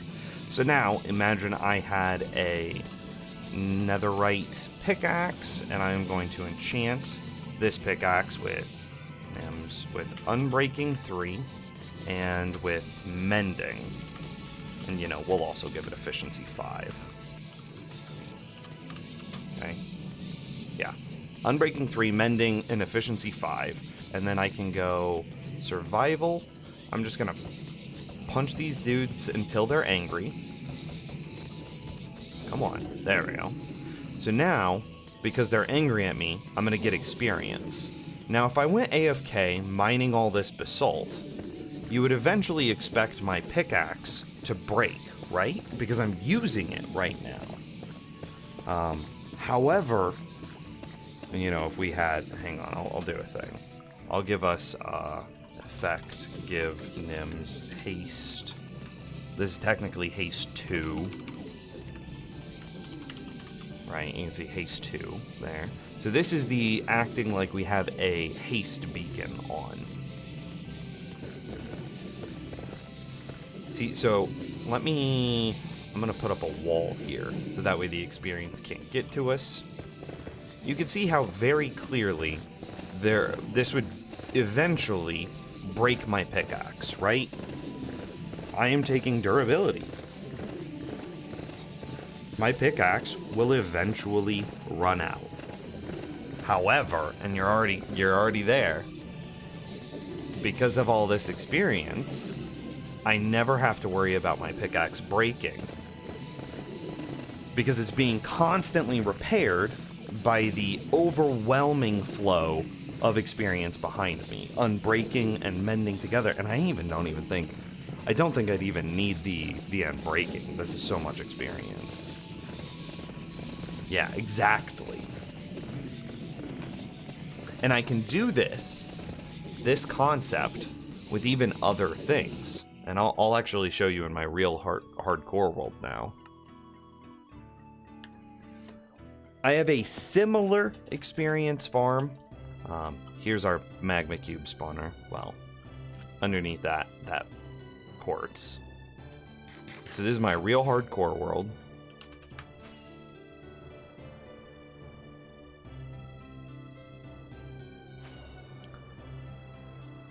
And see, this is my current zombie piglin farm.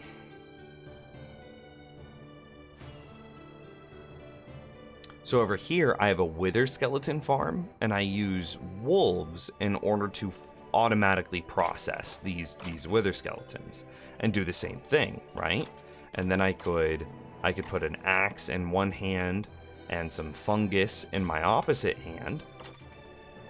Right? And you can see they're spawning, they'll fall, they die, the wolves create experience, and then if I offhand my fungus and main hand my axe, aim just here, hold left click, right click, and now I can fully, like, I am 100% at my hands, I'm gonna clap my hands. I can 100% AFK from this point, and I don't need to worry about it. The experience is going to continue to repair my axe while it's being used. I have a fungus farm that's replacing the fungus in my offhand. I have a bone meal farm that's replacing the bone meal that this farm is using. And then eventually I might starve to death. And you can see in the top right corner of the screen, you can see the haste effect there. I would actually change that to a regen beacon. And a regen will heal you faster than starvation will kill you. So all of that comes together to say that I could AFK here as long as I wanted. Infinitely. I do have a YouTube. Exclamation mark YouTube. But you can see that this farm isn't nearly as fast, at least experience-wise. Let me put these up. This farm isn't nearly as fast, experience-wise, as the zombie piglin farm. Here, exclamation mark YouTube. It's not nearly as fast as the other farm. It's still fine. You don't need that much experience to offset a Unbreaking 3 mending axe while it's being used.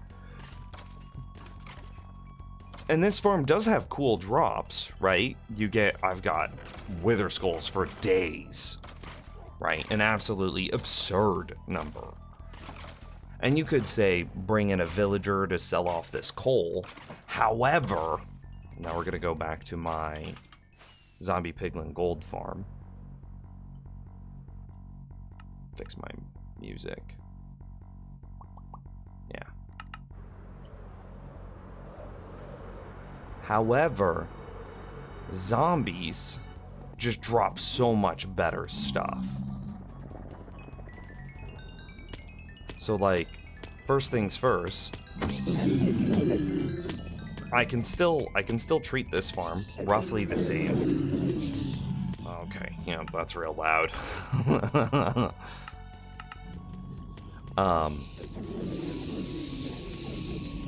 The cool thing about zombie piglin, though, they still drop experience the same as the wither skeleton farm does, right? But I'm interested in increasing the rates of this farm, which is what we're working on in the creative world. And also, okay, let's do a comparison. The experience will be much higher, as evidenced by the creative world. The zombie piglin's rotten flesh drop is roughly comparable to the coal drop from the wither skeletons, right? Because both can be traded against villagers, and then you could use those villager trades. Then you have emeralds, and then you could all the villager trading things. The wither skulls are roughly comparable to gold, but in a different way.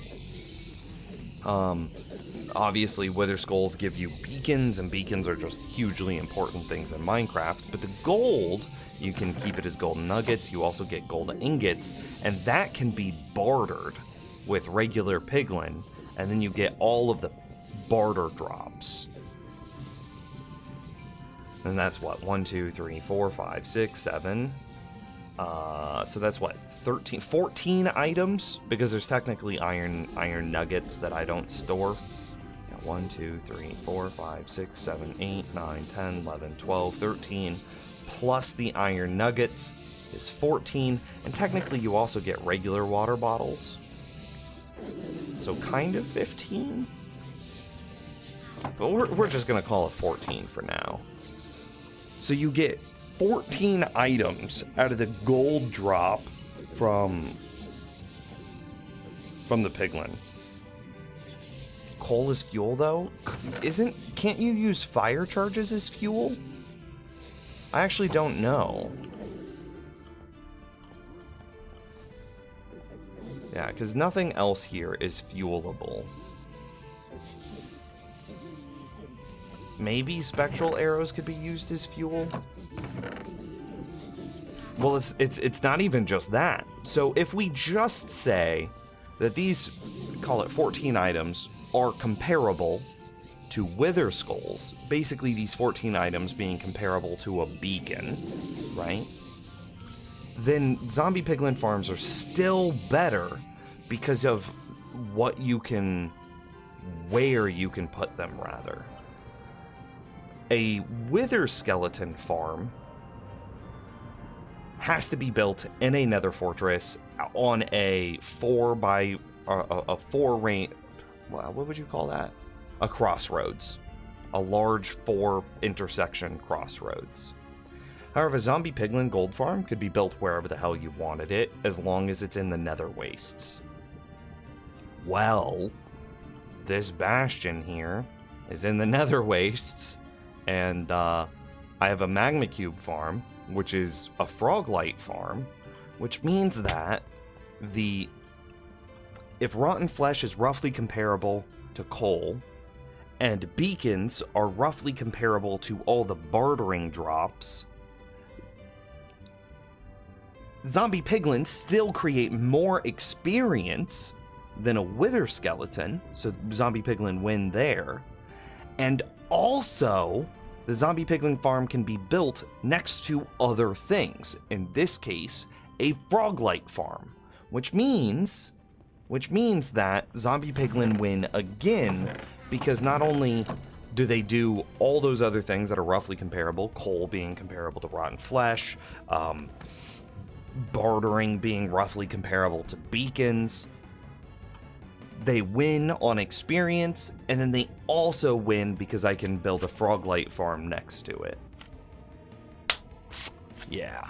How do you trap the piglin? Bro, it's my own design, and I am so freaking proud of it. You have a question? What up? What is your question? Thank you for the follow. LOL. Okay, no, fire charges cannot be fuel. Fire charges should be a fuel source. Let's be honest, right? That I should be able to cook stuff with that.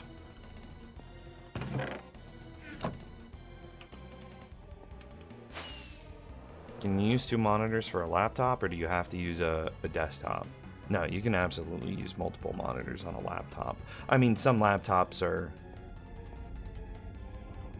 you know, it depends on the laptop that you have, but as a general rule, yes, you can use multiple monitors on a laptop.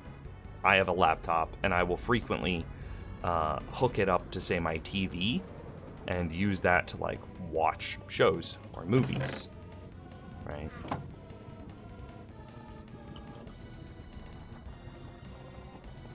So, okay.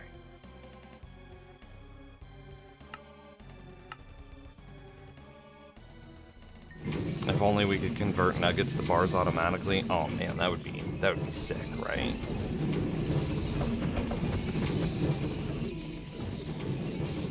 You've never seen a piglin trapped like that. Yeah, here. I'll just go back. I mean, stay in survival here.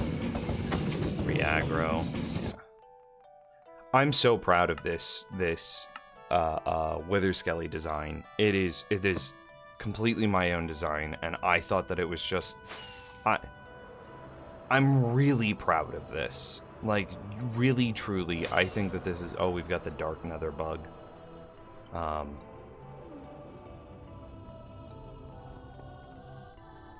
Okay, I've got to wait for that skelly to be processed. Okay. Like, check this out, man. Piglin in a cauldron on a honey block, right? And what this does is it means that he is elevated to such a perfect height where wither skeletons that spawn on the first layer here can see him, right? It's the little red box that they're looking for, so they can see him. And wither skeletons that spawn on the second layer are tall enough that they can see down and see him.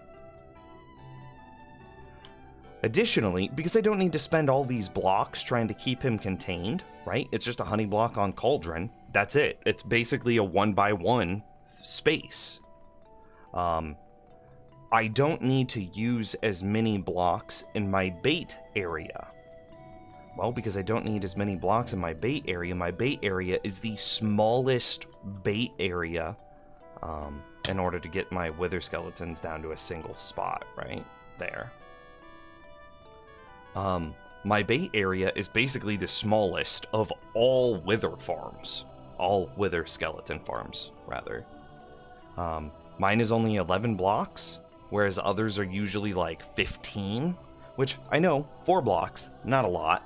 However, that is still 4 blocks more spawn spaces, which means I get better rates. Additionally, because I've got this guy contained in such a very specific, precise way, I get a second layer.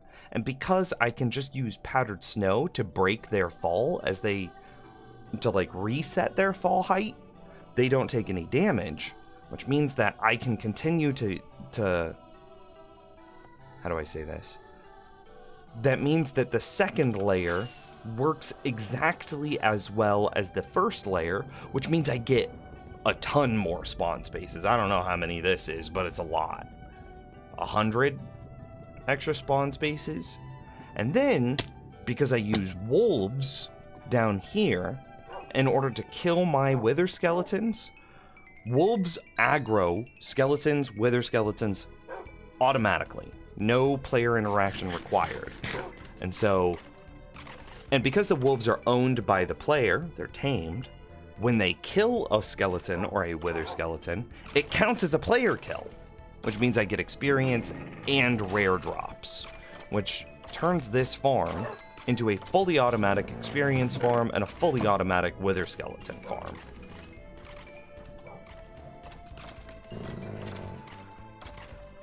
It's good. It's real good. It's not as good as a zombie piglin farm, though. I mean, yeah, you can use it in your own world. I don't. You're fine. Just don't make a video on it, please. But yeah.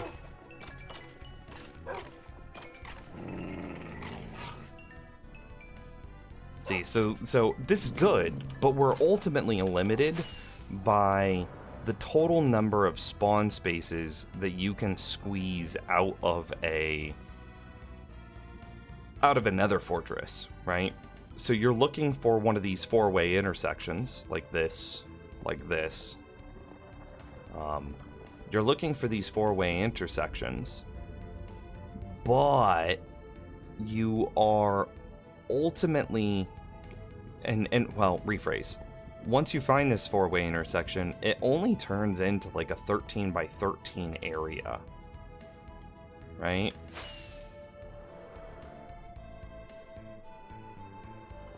How big is this? 1, 2, 3, 4, 5, 6, 7, 8, 9, 10. So it's a 21 by... Is that 21 or is that 19? 10, 11, 12, 13, 14, 15, 16, 17, 18. It's 19. You only get a 19 by 19 area out of it. So, hey Alexa, what's 19 times 19? 19 times 19 is 361. You get 361, and then I use 11 of those 360 blocks to create a bait chamber. So it's 350 blocks of spawnable space. And then I'm able to squeeze in a second floor here, which let's say that adds 100, right? It might be a little bit more, it might be closer to like 150, but still.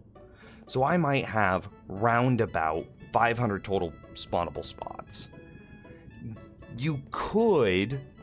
I do have two four-way intersections right next to each other, so I could expand this, but wither skeletons don't detect piglin from further than, like, 15 blocks away, which means that even if you had a second intersection, the wither skeleton aren't going to detect the piglin. Like, let's say I'm a wither skeleton.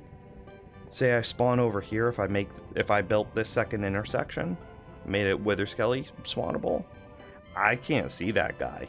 I mean, I can see him, right? I can see him. I can see his little red box, right? That's all you gotta do is see his red box. But I can't detect him there. I might be able to detect him. Oh, but I don't mean to fall. I might be able to detect him if I'm, like, right here, right? So, like, wither skelly spawners are just big time limited by nether fortresses and the total spawnable spots that you have available to you. Conceptually, let's say that I had so I have this four-way intersection, I have that four-way intersection, and I have this four-way intersection. Let's say I somehow was able to bring all three of those together and get like 1,500 spawnable spots, like using 3 piglin and using 3 piglin and then somehow combining them together and then putting, say, a wolf kill chamber right here, right? It's conceptually possible. That's 1,500 spawnable spots. That's still not comparable to what I can just easily poop out for, like, a zombie piglin gold farm.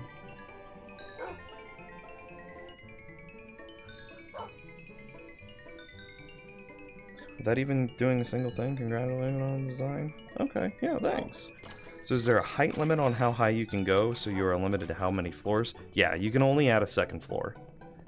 It's only like a 19 by 19 by 5 area, right? It's something like that.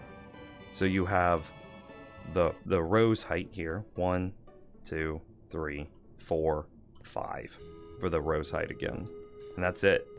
So it's a 19 by 19 by 5 area that you can get wither skeletons to spawn in.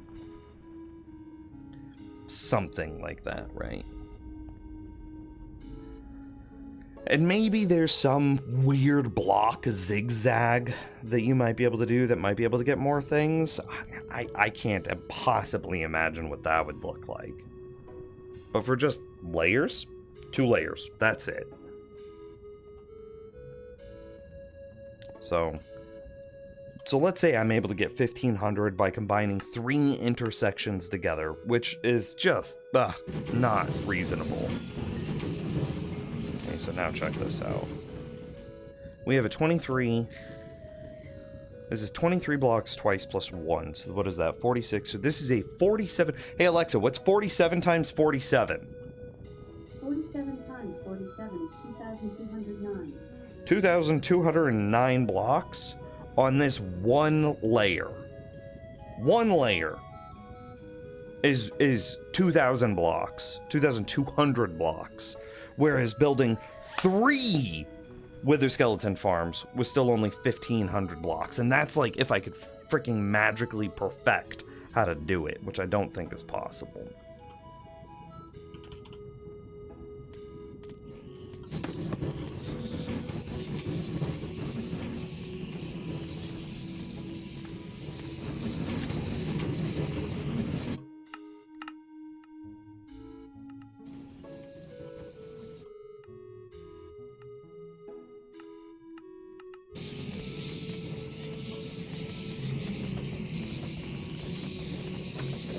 There we go.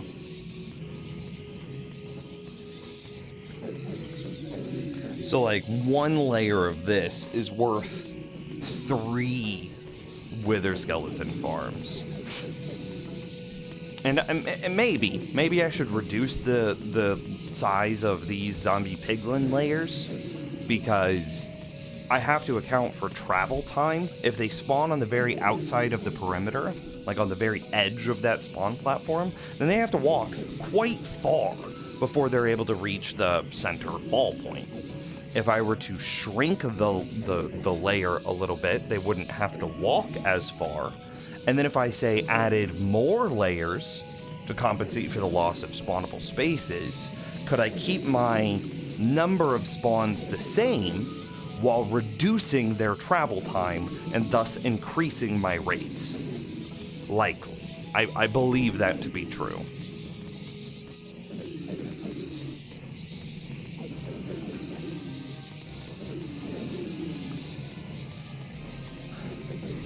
That's a lot of blocks. Yeah, it is. It's a fair number. But the cool thing is, we do have the magma cube spawner now, so we are getting magma blocks from that.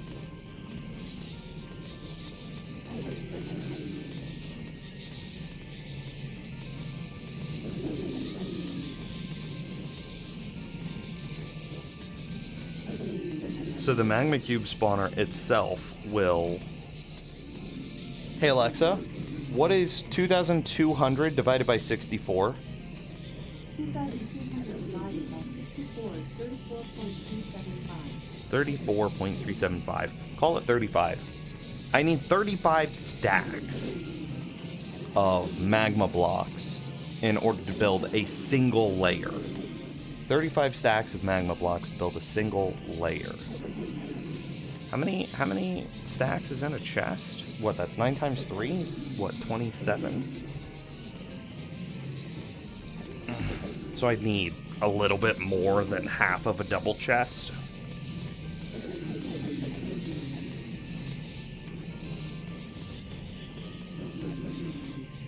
Yeah, this is real good.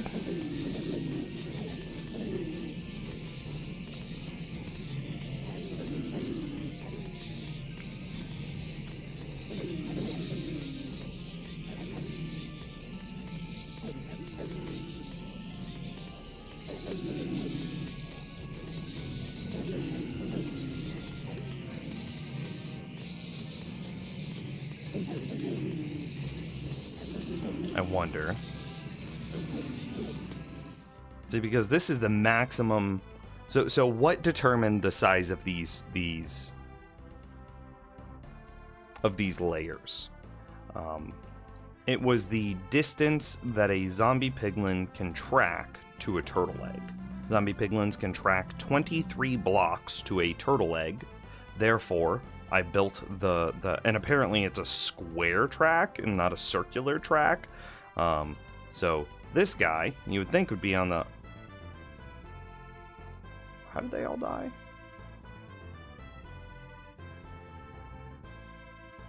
So you would think that this guy here wouldn't be able to track to it. But he can. Which means that his tracking is like 23 blocks square and not 23 blocks circle. Which is different. It's just different. And so all I then did is I figured out where the center point was of my turtle egg, which is right here. You can see it. You can see it right there.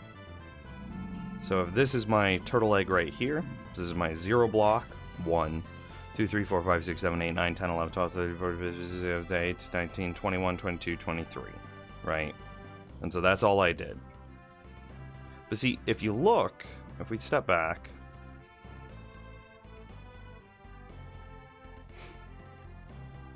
some of these, well, there's a real one. This guy spawned on the edge all by himself. Look at how far he's got to travel. He's walking. He would walk 500 miles and then he would walk 500 more just to be the man who crushed a turtle egg at your door. You know? And it takes him a long time. Why does that keep happening?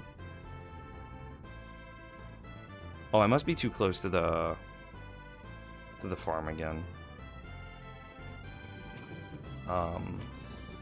TP NIMS 080 0.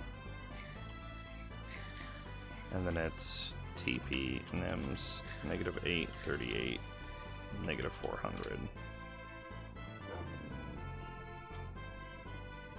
Okay, we'll shut this off. This should not be killing things that far away. Okay, let's go back. TP negative 69, 50, negative 152. Okay.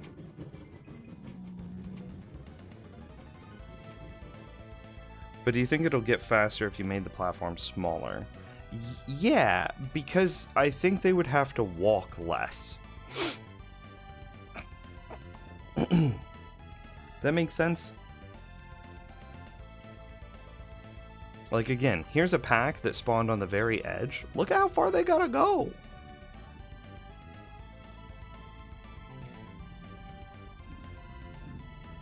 That's so long.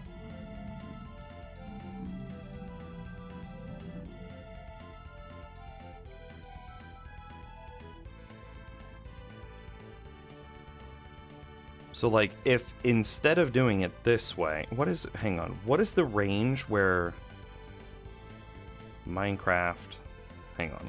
I want to look up the range where mobs start despawning randomly, because that might tell me what to do. Come on, give me aggro, thank you. I don't want to accidentally spawn him. Minecraft hostile mob spawning. Okay, I know that there's a range where they start to despawn. Excuse me, where they start to despawn randomly. I want to know what that is. I can never remember. A million numbers to keep track of in Minecraft.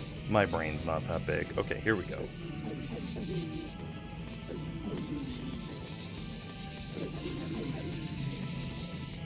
This can't be accurate anymore. It says mobs don't move outside of 32 blocks. But outside of 32 blocks, they can despawn randomly. That can't be true. If that's the case, then this might be perfect. Because, like, the player is what? I believe I stand on Y50? I do. And what's the highest layer? 84. And see, like, look at these guys. They're moving. They're also not despawning. However, who knows? Maybe they are despawning? Like, if I were to pull in my second account... What the heck? Early stream, just got home. Random despawn range is 32 blocks away when they first have a chance to. It gets exponentially greater each block until 128, which is the initial despawn. And that's spherical, right? So there's no difference between... I'm gonna bring in a second account. Hang on. And we can park him. Open a LAN. Game mode. Creative. Allow cheats on. Start. Okay.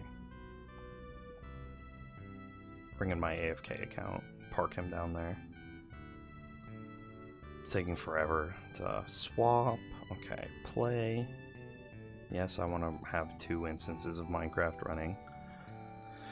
It's pretty close to done, Yuffie. I have accepted that I'm going to just have to fall break them here. And then cram them. Let me get one to aggro on me. There we go. See, then these guys gain the aggro, and then this is good, right? And I'm no longer spawning them. Like, my redstone testers are off. Oh, buddy, it's starting to get kind of choppy. That second Minecraft, you know?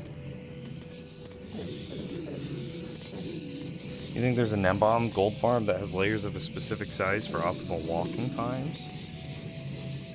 You mind just telling me what that is? Okay, single player. No, wait. Multiplayer. Land world.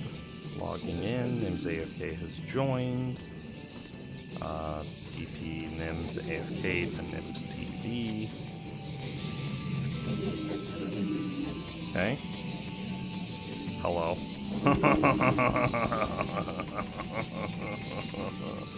Okay. I need to do the thing.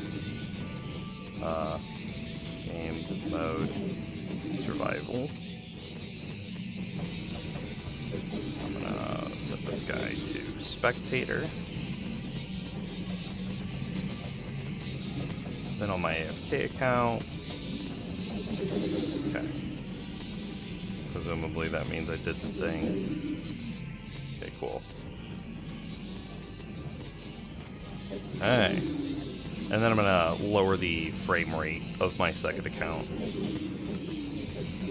Max frame rate, 10. Music and sounds, off. Okay. Save some performance. There we go. So we can, this is cool. Now we can see it. Now we can see it working.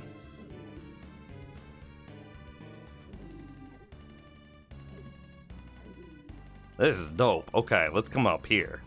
Yeah, check this out. It's a weird shape, kind of ovally. I would not make it oval. If given the option, like, for perfect rates, it's got to be a sphere, right? Hell, it might. Oh yeah, no, it would almost for sure be a teardrop shape. Actually, now that I think about it, because like, think about how mobs would want to path to this area, right? You could diagonal them in basically anywhere from this, right? Nope, I'm too fast. And you could diagonal them here, but as you then start to make them path in a circle around this thing, you wouldn't want to go out as far on the backside. So then it would be like a big open, you would have like a circle here, and then as it comes around, it would kind of taper like an oval shaped teardrop. Does that make sense? Yeah, that's got to be what it's got to be. And that's got to be for like perfect rates. Perfect rates. But here's the thing. Do I want perfect rates? Maybe for my world I do. Wow, that's so cool. Look at them all. Look at them all.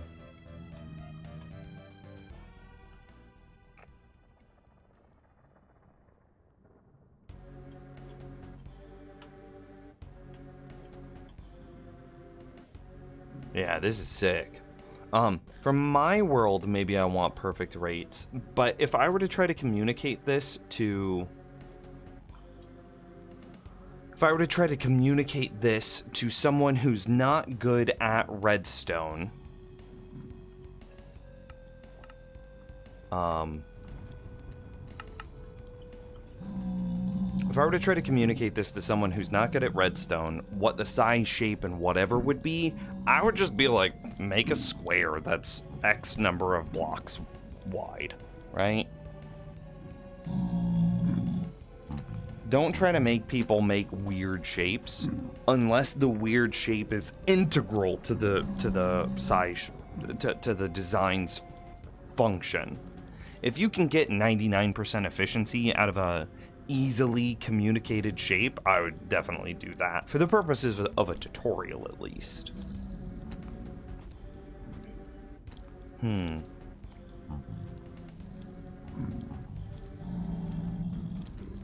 Yeah, this is sick. But again, you can see here that, like, I haven't seen any despawn, and they're like, what, 30... a little beyond 30 blocks away from the player. Ooh, buddy, that's loud. What level is my alt at? 69.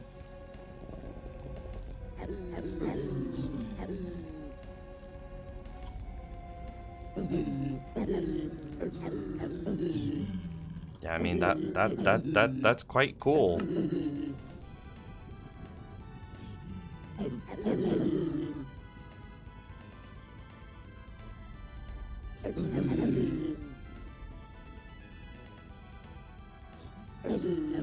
So then if we were to just try to communicate this to, one, ourselves in a way that is easy to be recreated in our hardcore world, what would be the size and shape we want? Or, well, the shape is a square. What is the size that we want?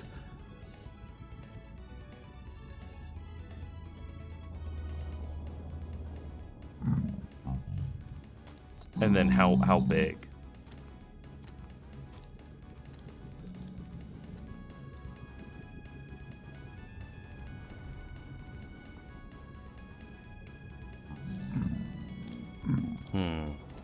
How fast do you get to from 0 to 30 levels? Well, we'll go look.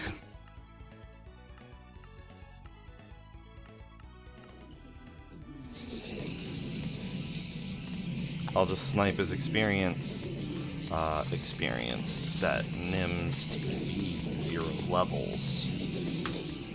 Alright.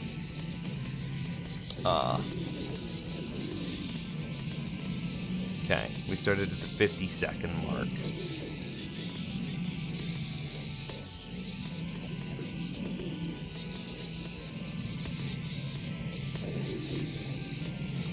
Make sure this guy's not gaining. Oh, he's stealing my experience. Okay, hang on. We're gonna have to restart this because this guy, he was stealing it. I'm gonna jump him up and away.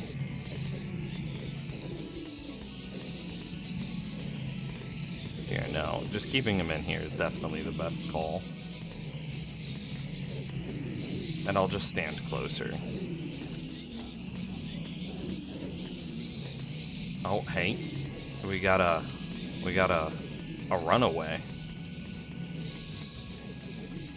How did you get here, buddy?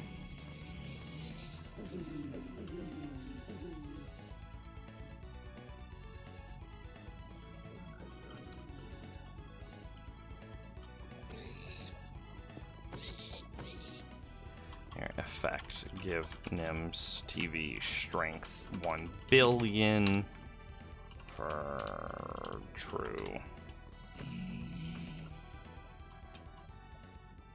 And I can just use this to go around here and see if there are any zombies at the bottom of my lava lakes too. Which there are not. It's kind of sick. Okay. Survival. Okay, we'll wait for this experience to clear.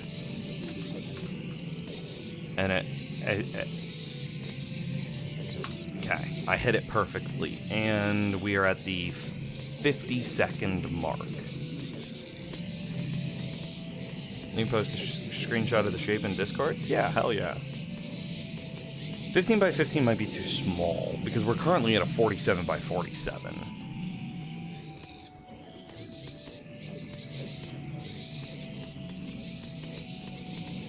At the 50-second mark, so we're at 25 seconds now. 30 seconds.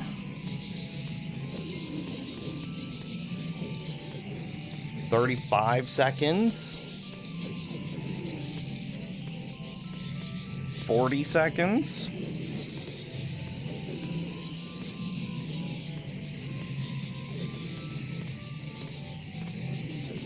$50 seconds. Looks like it's gonna take about a minute. Maybe a little longer.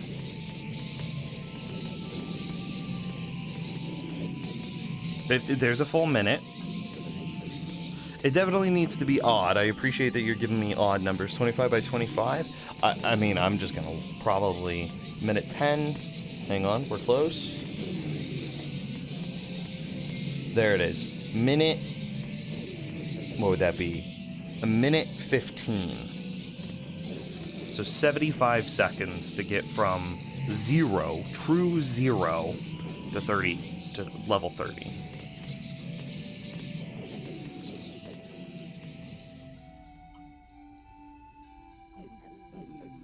Yeah. And I'm going to take a look at Briro's screenshot posted in Discord.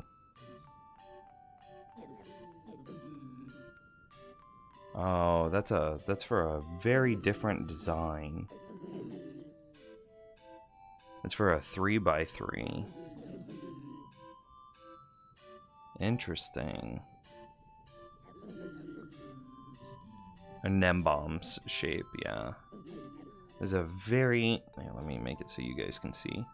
It's a very different shape than what I was expecting.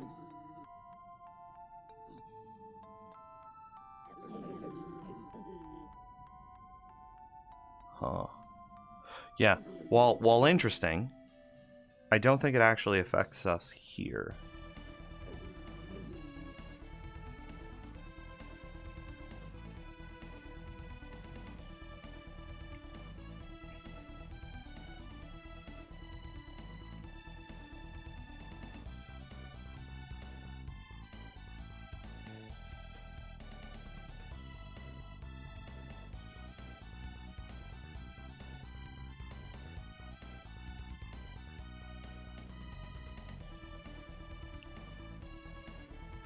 I'm also considering something else.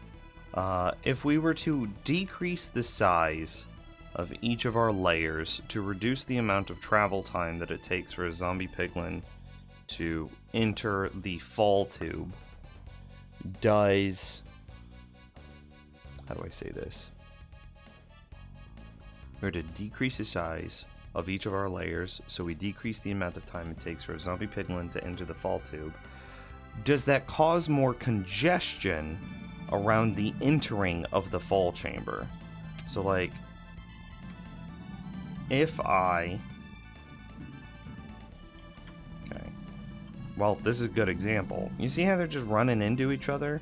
And then, if they're falling, some of the guys on the next layer down... This might be hard to see. Yeah, see how these guys are kind of having a harder time getting in because the hitbox of the people falling above them are pushing them back? This is perfect. You saw it right there. Look, that guy tried to jump in and got pushed back. Look, he tried to jump in, got pushed back again. Does by keeping the layers larger provide natural reprieves that allow the the entering of the fall tube to smooth itself out and thus free up some piglins that have gotten stuck? Because see, this layer we had nothing but really wide spawns, so nothing was here in the fall tube for a minute. If say a medium, let's say the highest up layer was just spawning like crazy, then it's possible that floors 3, 2, and 1 get bottlenecked because the highest layer is constantly pushing them back. Can you make it wider, a 4x4 or a 3x3? The fall tube? No, I really don't want to. Because you got to think at the bottom. You really want this to be a 1x1 down here, so that way you have as much space to build as possible.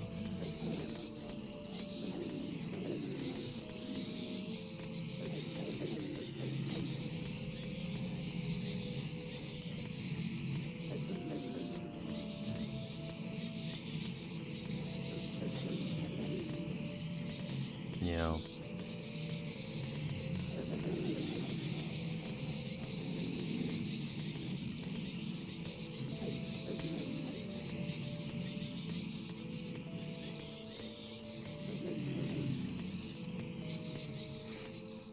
I don't know.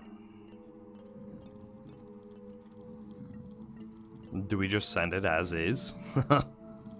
Maybe we cut it down a little bit from, like, what is it? A 40, it's 23 by 23 plus 1, 47. It's currently a 47 by 47. We could make it like a 41 by 41. Right? And that would tighten it up a little bit. Like, Alexa, 41 times 41. 41 times 41 is 1,681. 1,000, Alexa, 1,681 divided by 64. 1,681 divided by 64 is approximately 26.2656. 26. Oh, well, that's it. Yeah. And you make it a 20, you make it a 41 by 41 area, and here's why. Because of how easy it is to communicate, you need a single double chest worth of magma blocks per layer. Does that make sense? If it's a 41 by 41, you need 26 point something stacks, right? A single double chest, or a shulker, can carry 27 stacks of an item.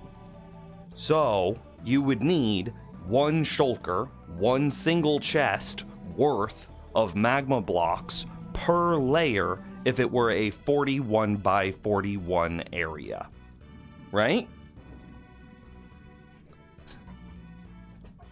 Let's do that. Let's actually make that happen. And then see what happens. So this is my 0 block. 0, 1. So wait, 41 by 41 is what, 20 blocks out? Yeah, it'd be 20 blocks out from where the turtle egg is. So 0, 1, 2, 0, 1, 2, 0, 1, 2, 3, 4, 5, 6, 7, 8, 9, 10, 11, 12, 13, 14, 15, 16, 17, 18, 19, 20. So all of this goes away. Not that, though. Okay. Does this make sense? And because then it's so easy to just be like, I need these supplies and one shulker of magma blocks. That's the good communication. 0, 1, 2, 3, 4, 5, 6, 7, 8, 9, 10, 11, 12, 13, 14, 15, 16, 17, 18, 19, 20. So all of this goes away.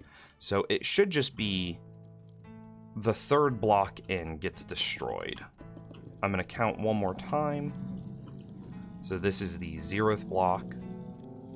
1, 2, 3, 4, 5, 6, 7, 8, 9, 10, 11, 12, 13, 14, 15, 16, 17, 18, 19, 20.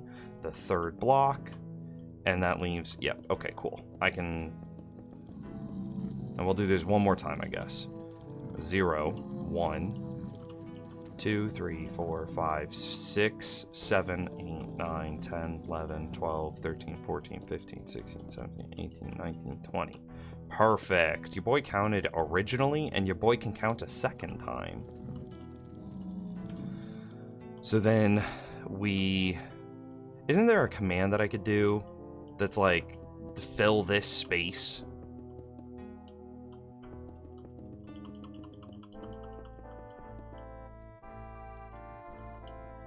Should spawning space be a diamond or rounded instead of a square? I think what it should actually be is, I'm gonna pull up Microsoft Paint here. Okay, so if our little spawn area is something like, this is very rough, right? So it's 3 blocks wide, so it's like that, and then we have 1 block forward like that, okay? And so then you have turtle eggs here, you have the trap door here, and then like this is the fallable spot, okay? Hopefully this makes sense. So anyway, so this is our space, right? And we can, okay, okay. And so that is supposed to be representative of this thing, okay? Yeah, you see how there's like an elongated side here, you've got the 1 block in the back there, you've got the elongated side and the 1 block in the back. Cool, we see it. What I think the spawnable space should be, and this is not going to be to scale, is it would likely, let me just get a thing. Give me a paintbrush. Thank you. Size, yeah. Okay, perfect. You would end up wanting something that prioritizes the diagonals. So let's make this like a different color. Let's make this like red. Right? So all of these spots you'd want, and I think that you would want all of these spots, right? You'd want mobs to only have to travel, say, 15 blocks to make it in the fall tube. So if you started to count in reverse, what 15 blocks? God, you could actually do this pretty easily. You could put a light right here, and then just look at the light levels. And like, if it's got a light level of 1, then you just allow it. And if it has a light level of 0, you break it. Does that make sense? And so then you would have a path, I think, that looks kind of like it's intentionally offset like that. Like it's intentionally right-leaning with a bulbous area up here. I think that's what it would end up looking like. So again, if you were to put just say like a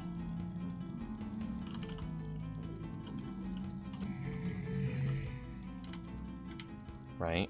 I have a light level of 2. How do I have a light level of 2? Does magma give a light level of 2? Oh, it sure does. Interesting. Today I learned. So what I would say that you do is you come out here and you would just say like, so you can see here that this is a light level of 3, right here. And then I would say, so if this is 3, and this must be 2, this must be 1, and so I'd break that block. And then I would use that to get my dimensions. Yeah. However, and here's the thing. Oh god, am I gonna be able to get in there to break this? Let's do it from the inside. However, that would only go out to like 15 blocks, right? If we could somehow have a light level of like 30, because that would be a more accurate thing. But that's what you want, is you'd only want the zombie piglins to travel to 20 blocks, right? Which means that the guy that spawns in this corner has to travel, say, an extra 10 blocks further than the guy that spawns in this corner. So you would want to tighten up that corner by 10 blocks, hypothetically, right? And then that would roughly even out the whatchamacallit. Here, we'll just do it like this. Fill from here to here. Air. Yeah, it just shaved one side down. Okay, and then we'll do it again. So I'll fill from here.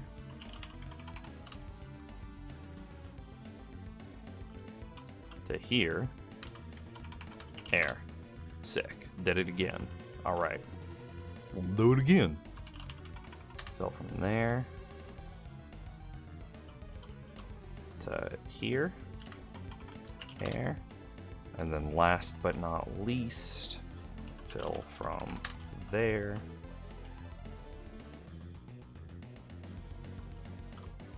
To here. Air. Killer. Alright, so that tightened it up a lot. So now instead of a 47 by 47, we have a 41 by 41. There's a double check. Negative 169. Alexa, 169 minus 129. Plus 1. 169 minus 129 is 40. Yeah, and then plus 1 because it's an inclusive thing. So 41 blocks. Yeah. That's a 41 block wide platform.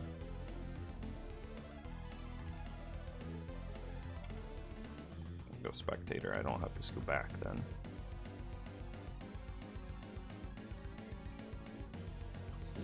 Let's take a look down here at how our frogs are doing. I mean, the frogs are trying to keep up, right? But that's a lot of magma cubes. Kind of feels like I want more frogs again, not gonna lie.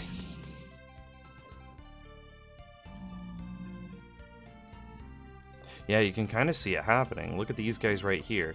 They're buffering a little bit because of the falling preventing from the other floors is preventing him from being able to walk in.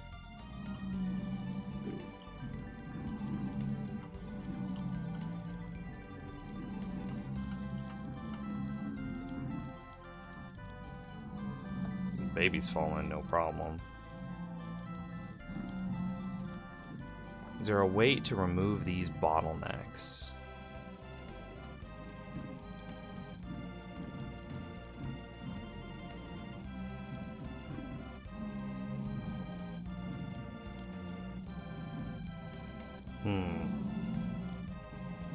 Slowing down the falling would give it more time, but would slowing down the falling reduce the...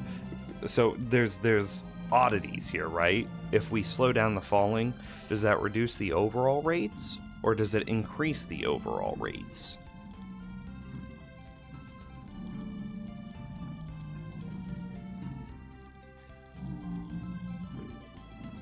I don't think that this is enough of a problem to have to worry about.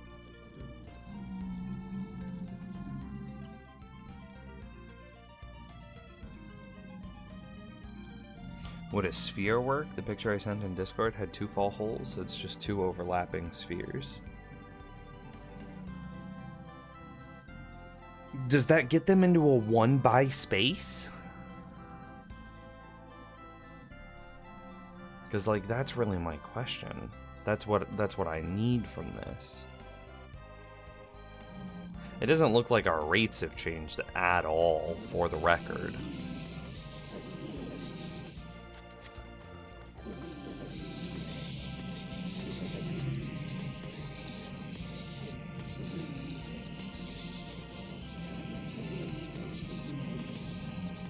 Yeah, doesn't look like our rates have changed at all.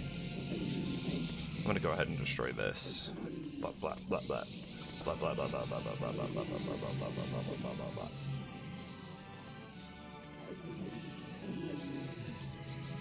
You believe it would increase just for the fact that more would have a chance to fall on all layers and then not get stuck? So, I mean, the answer to what you're talking about is a powdered snow break in each layer.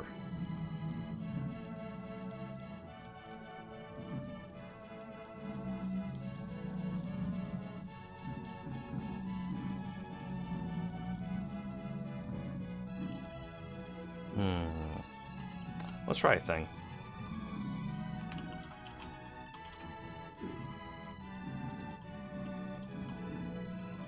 This might be real dumb, but we're trying a thing.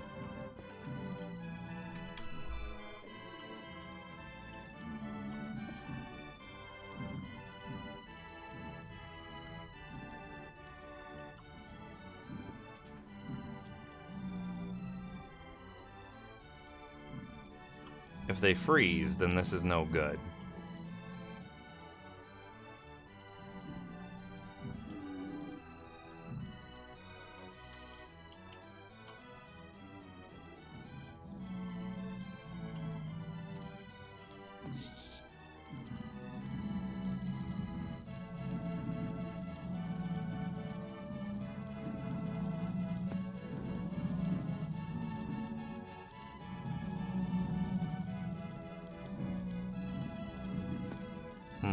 More of a bottleneck at the bottom. No, they keep getting hurt. They're freezing.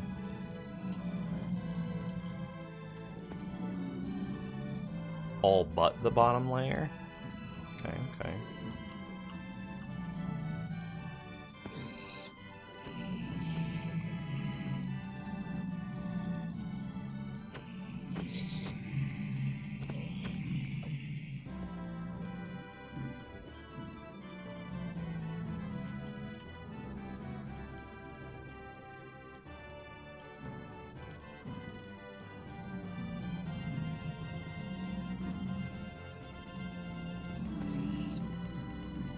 How does he keep taking fall damage?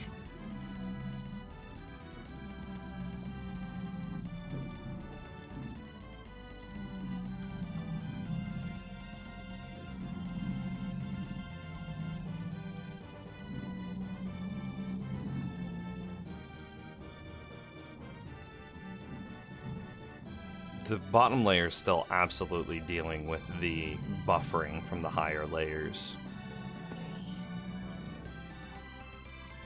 And I don't understand how they keep taking fall damage.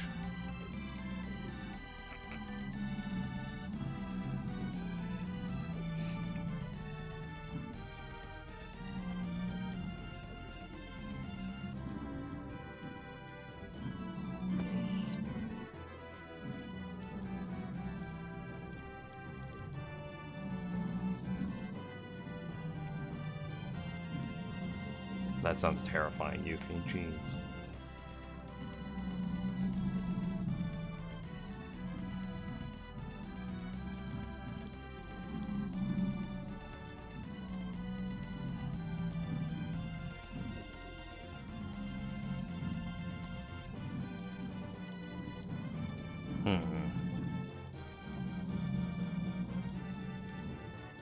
Is this faster?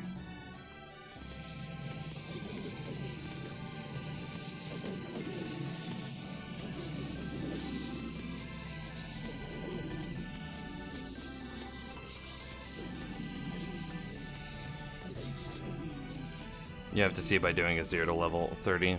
Okay, okay. You're right. Well, this is going to be a little unfair because we've changed 2 things. So let's put this back and see if we get to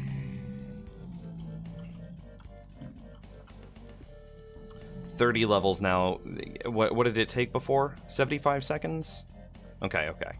So now we do the same thing, and we see... And I'll actually bust out my phone's timer for this instead of just trying to eyeball it. Okay. Okay, stopwatch. Here we go. Okay.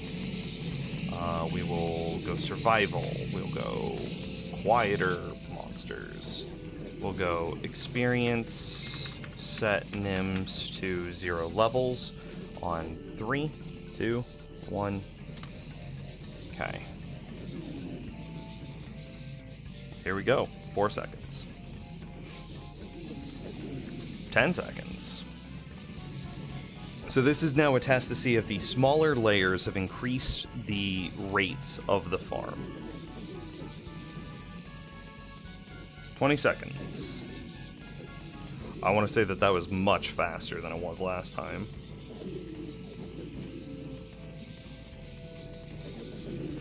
Moms. Did you just call me Mom, Yuffie?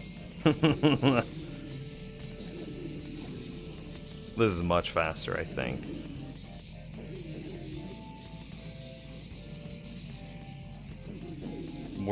We just hit 47 seconds. 50. I don't know, maybe. Just hit there's a minute.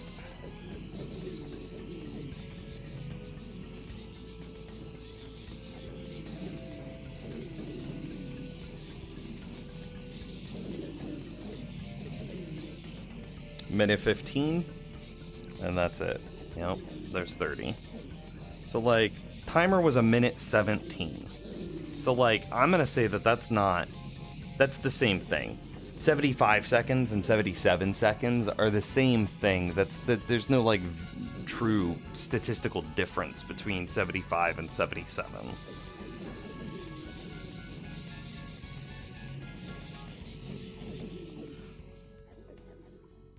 But now we'll try the powdered snow thing, right?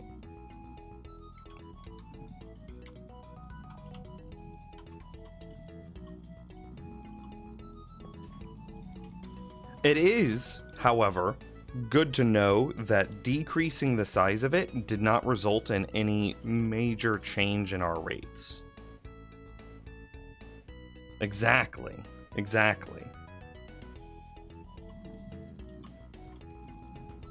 Statistically, it's the same thing. However,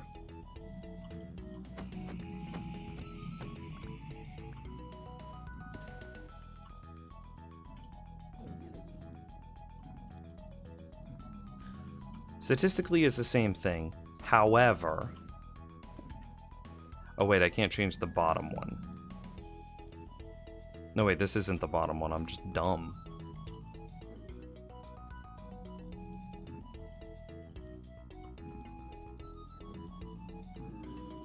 I don't think this trapdoor is necessary.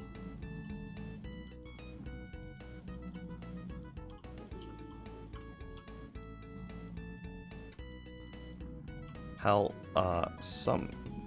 this trapdoor, these two might not also be necessary. But like, that's what I'm curious about. How does that guy keep taking fall damage? Oh. Apparently they were necessary. Lamau.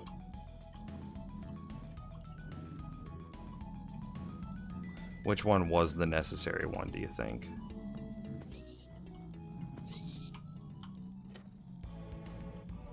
Was it that one?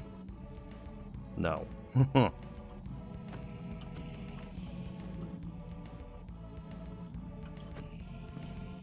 It was that one. Okay, all y'all are idiots. The path is open again. Yeah, there they go. Okay, so I did need that. I did need those two trapdoors.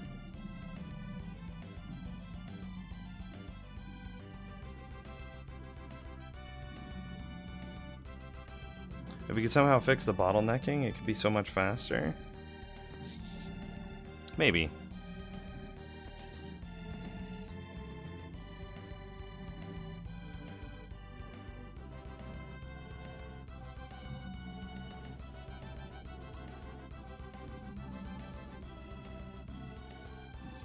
I mean, my top floors are, with the powdered snow trick, the top floors are releasing instantly. It's only a bottleneck on the bottom floor now.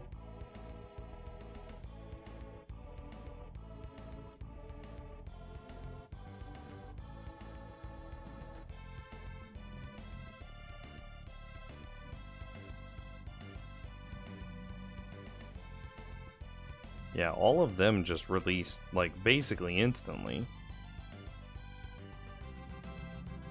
You know what I miss playing? I miss playing City Skylines. Do a test?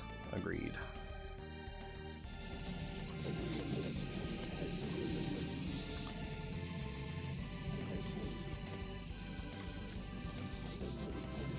Okay, here we are. I'm ready to set myself to 0 levels. I am restarting my timer. 3, 2, 1, boom. I got it right after I hit 0 proper.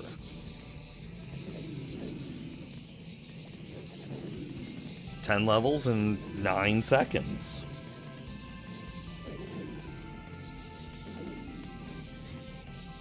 $15 levels in 15 seconds.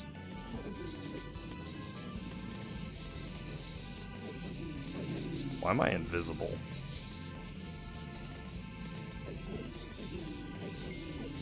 There we go. 20 levels in 33 seconds.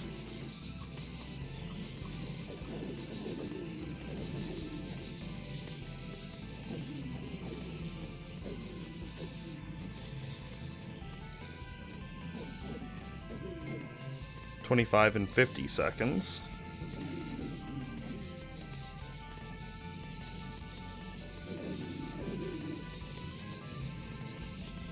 Bro, I swear I'm not getting experience from all of these. It's gonna be the same. Maybe even slower. Minute 10. Minute 13. Minute 15. We just hit 29.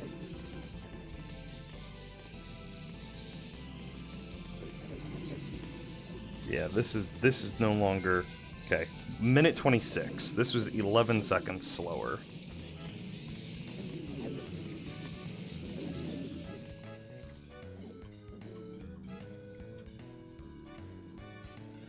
I bet that there's some oddity where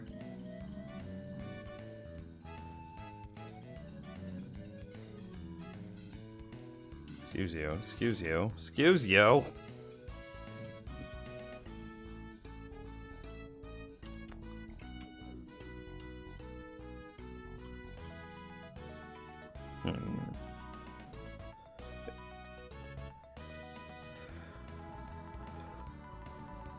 And like 86 seconds is significantly slower than 75, right?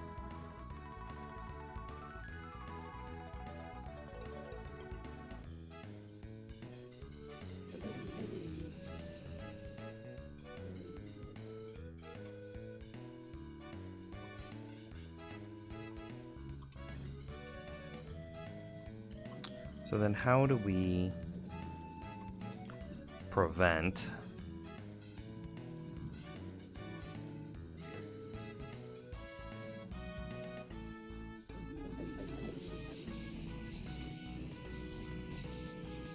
how many mobs do you think are in this? Do you think there are more than 24 piglin? No, there's only like 4 or 5 piglin in there at a time. Should I move this powdered snow up by 1? That way they don't start cramming until...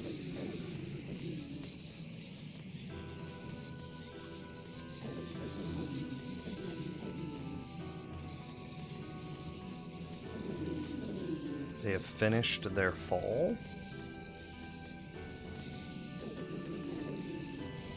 Should we have powdered snow in both of the spots?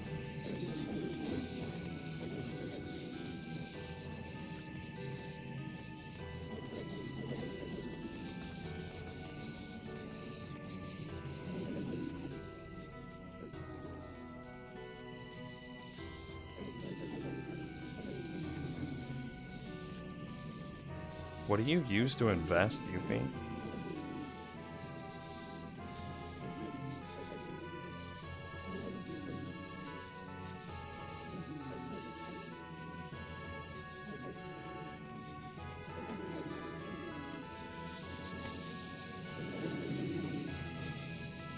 I think that would make it too slow.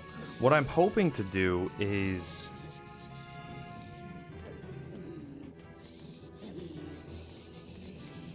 reduce the amount of time that they spend with their feet being in the hopper minecarts before they've seen the... It's like if we did this...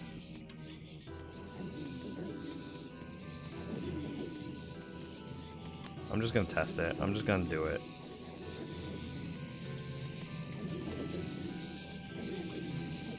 Okay. There we go. Reset. 3, 2, 1.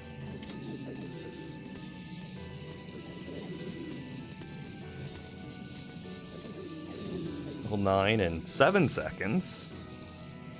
Anyone want to... Webull, mobile phone online broker. I use M1. And my promo code just gives you $25 that you can invest however you'd like. 28 seconds for level 20.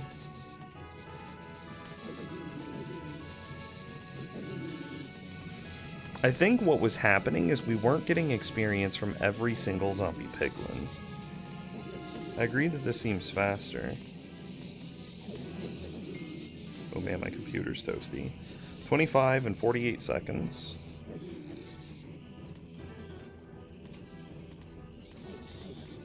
There's a weird lull there. 27 in a minute. 28 in a minute 3. It's gonna be the same. 29 at a minute 8. On my phone,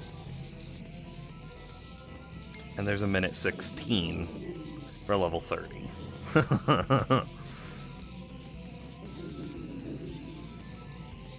So yeah, moving the powdered snow does not seem like it did a whole lot, but there was that weird lull, so maybe we'll test it one more time and see if that was just unlucky. You know what I mean? We're gonna try it one more again. Reset. 0 levels. Here we go. Yeah, because what if that weird lull that we got, like, halfway through was a weird outlier? Because that doesn't happen. Like, look at this thing. It flies. We're moving. Nah, it already looks like it's going to be the same thing. Yeah, level 20 at 26 seconds.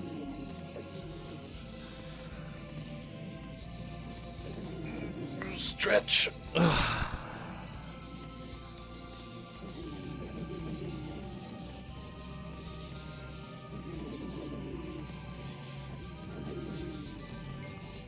$25 at 47 seconds is what I think I saw.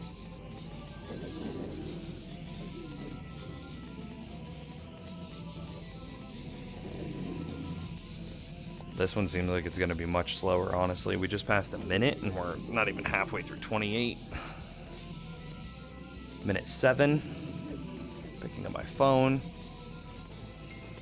Minute 12.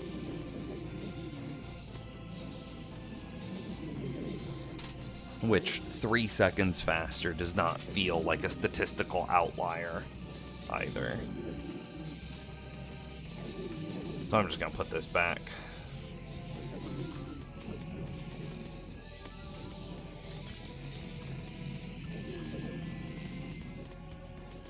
Oh no. Oh no, what have I done?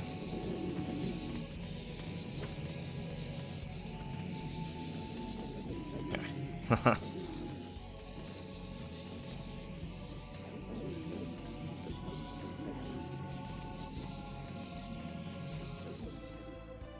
Yeah, it just seems like it's 75 seconds on average. I think that first one was like perfect, right? 75 on. Okay, so because I'm curious, how much experience does it take to get to level 30? Because then we could extrapolate how much experience per hour this is. I have a thing. Check out this ridiculous Google Doc I have. It's in Russian, so like bear with me.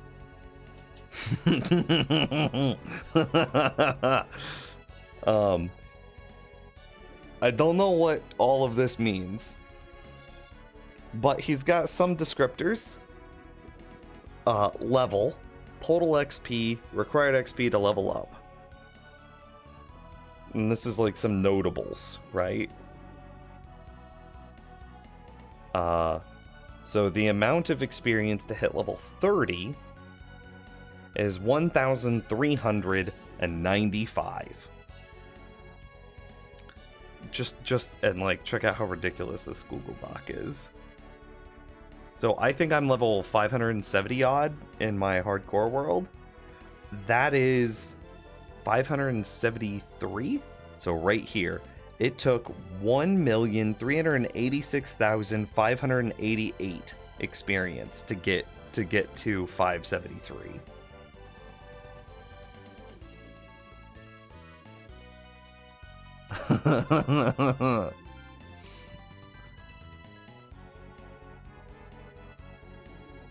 So like we could then extrapolate if it takes us 75 seconds to get this. Hey Alexa, I wasn't ready. Alexa, 1,386,588 divided by 1,395. 1,386,588 divided by 1,395 is approximately 993.9699. 993. Okay. So then it would be 993 intervals of 75 seconds. So, Alexa, 993 times 75. 993 times 75 is 74,475.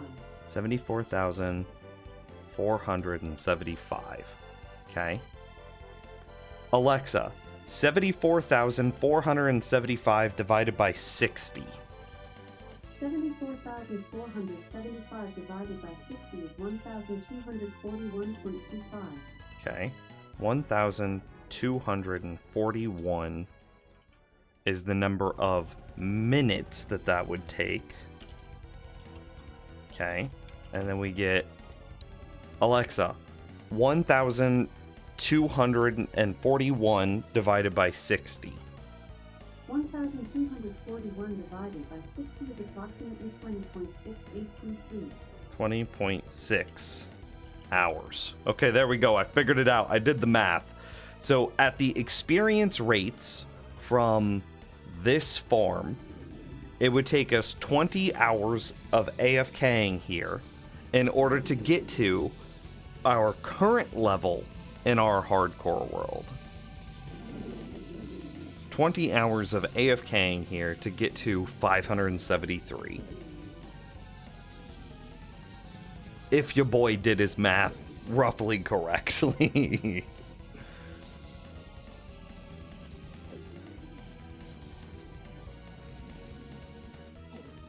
Which, like, I think that's pretty good. I've heard of people, like, AFKing for weeks at these, and then they come back and they're, like, level 3,000.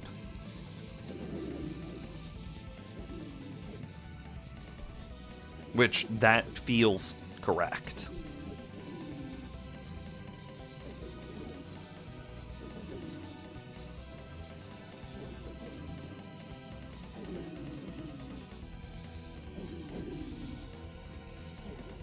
And you know, this could be improved. Wildly. This could be improved. You could build. How could you do this? Thinking. Some sort of experience storage system. So let's say that you. Okay, let's take the example from the overworld, right? We have a cactus farm, we also have a bamboo farm. We use the bamboo as the fuel to smelt the cactus, right? Therefore,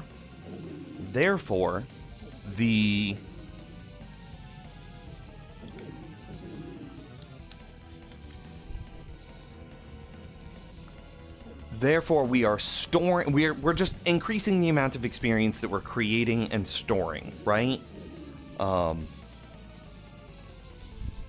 Yeah. So if we could somehow figure out a way of storing experience inside of a furnace while we are gaining experience from this thing itself, ooh, buddy, that would be insane. Sounds similar to your experience? It took me a week to get to 2048 with a similar farm? Okay, so yeah, that sounds fair. Also, Nims, I dare you to check how many hours it'll take to get to 1,000 levels. Oh, God. I would have to do all that math again. Hang on, can I simplify the math that I just did? Like, I just need to know how many hours it takes to get... What is it? It's like 3,600 seconds in an hour, right? It's because it's just 60 times 60 times 60, right? No. It's just 60 times 60. Yeah, it's just 60 times 60. I'm pretty sure I saw Skull Catalyst get nerfed in 9.1 or 19.1, 1.19.1. Just use the same XP rate and the exponential growth formula. Bro, I don't know what those words mean.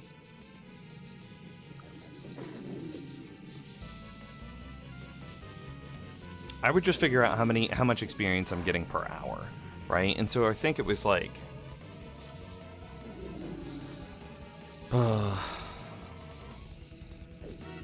Alexa, 3,600 divided by 75. 3,600 divided by 75 is 48.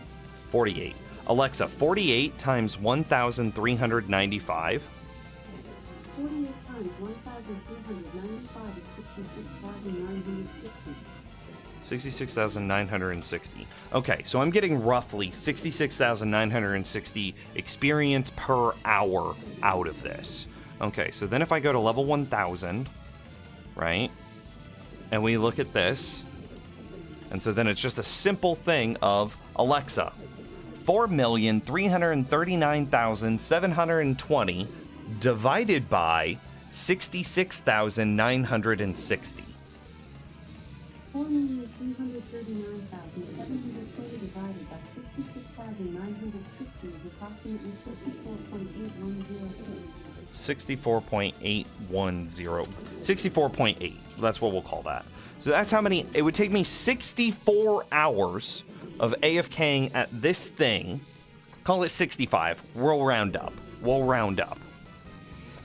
65 hours of AFKing at this thing to go from 0 to 1,000.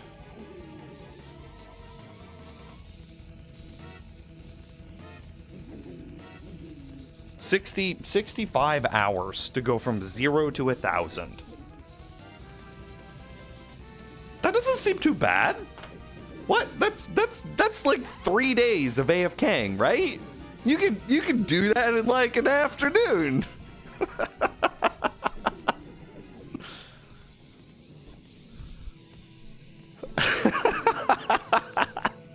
That was such a good joke, chat room. I'm tickled.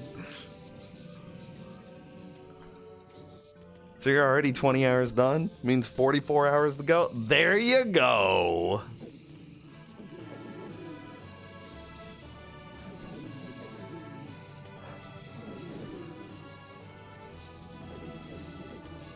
And like, if there's any sort of way to build or store experience cumulatively with this, that would add so much more, right? Again, imagine if you built a large cactus farm and some way of smelting that cactus, right? That would... Oh, hi, girlfriend. Oh, that means it's time for me to end the stream, huh? You brought me energy drinks. Thank you. Watermelon's great. So yeah, if we had a way of storing, building, creating experience that would work in conjunction with this, ooh buddy. Large cactus farm with infinite coal. Where are you getting this coal from? From the Wither farm, Lamau.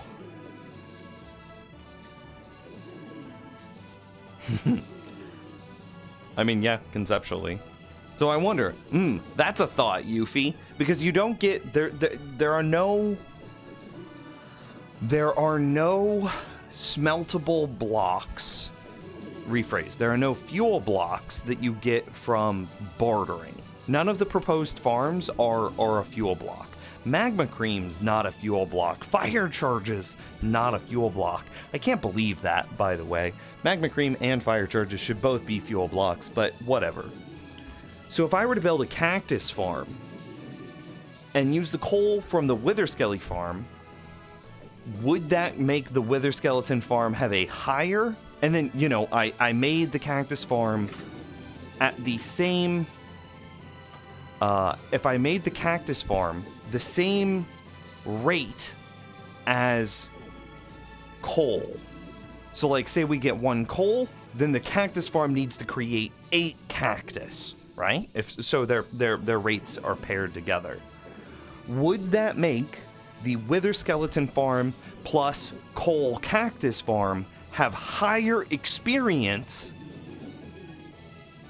than this Zombie Piglin Gold farm? Yo, that Wither farm is sick as heck.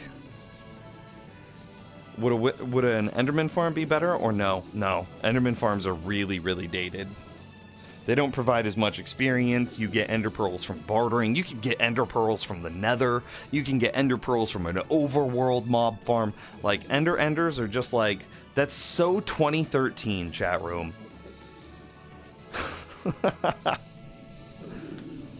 No, I think they nerfed the XP from cactus farms. Needs a fact check, though. I still have one, but yeah, I mean, okay, yeah.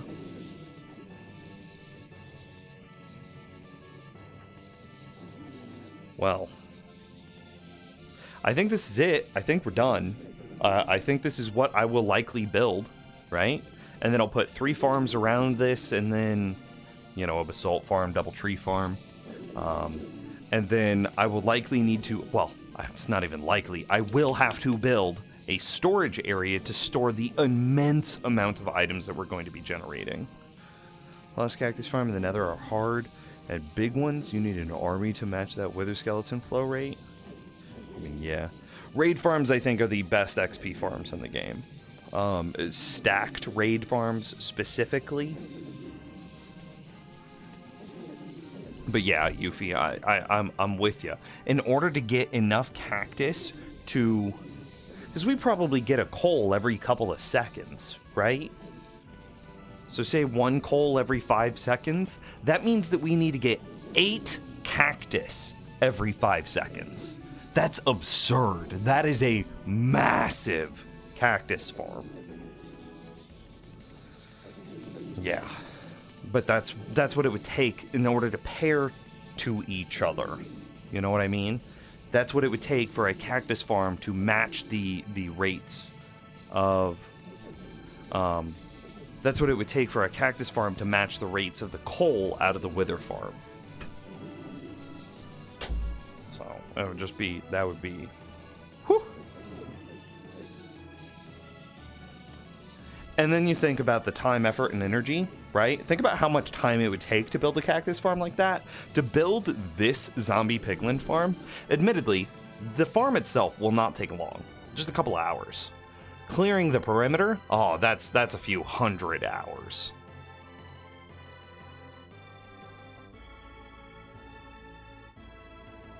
Yeah, clearing the perimeter, a few 100 hours.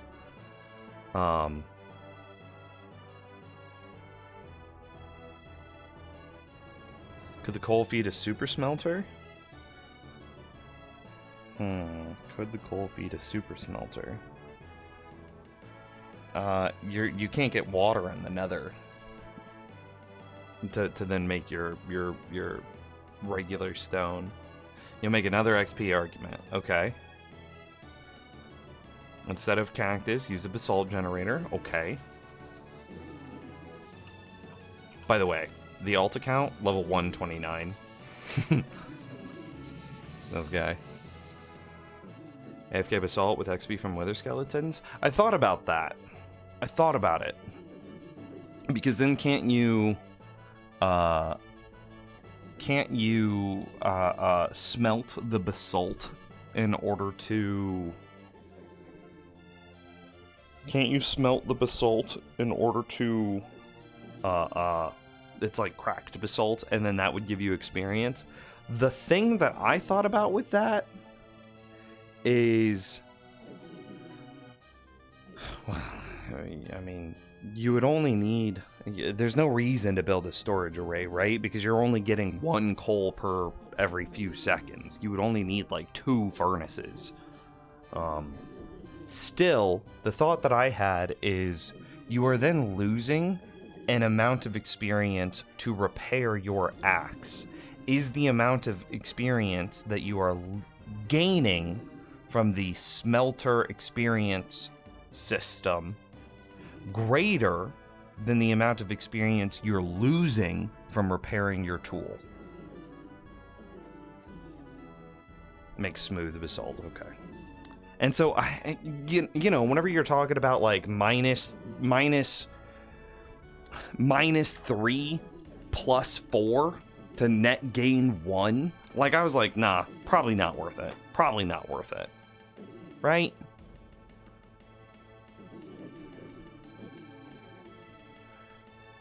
You're not losing anything because your Wither Skelly farm is helping you AFK? Yeah, you're... No. Okay, I think... Let me try to communicate this differently. The amount of experience that you would gain from your basalt generator furnace array experience storage would be negligible because of the amount of experience that it would take to run that farm. That makes sense? Anyway, I do need to go. Gaining XP while AFK, and with XP storage furnaces, you can instantly repair any tool that you don't need to repair. Oh, I see what you're saying. It's not about net gaining more. It's you're converting the experience that you would have gained into a furnace that you could pull at any point. You're basically putting your experience in a bank to be used for later. Who cares if it's the same? You're saying that being the same is good because then it's in a bank and you can withdraw it whenever you want. I see.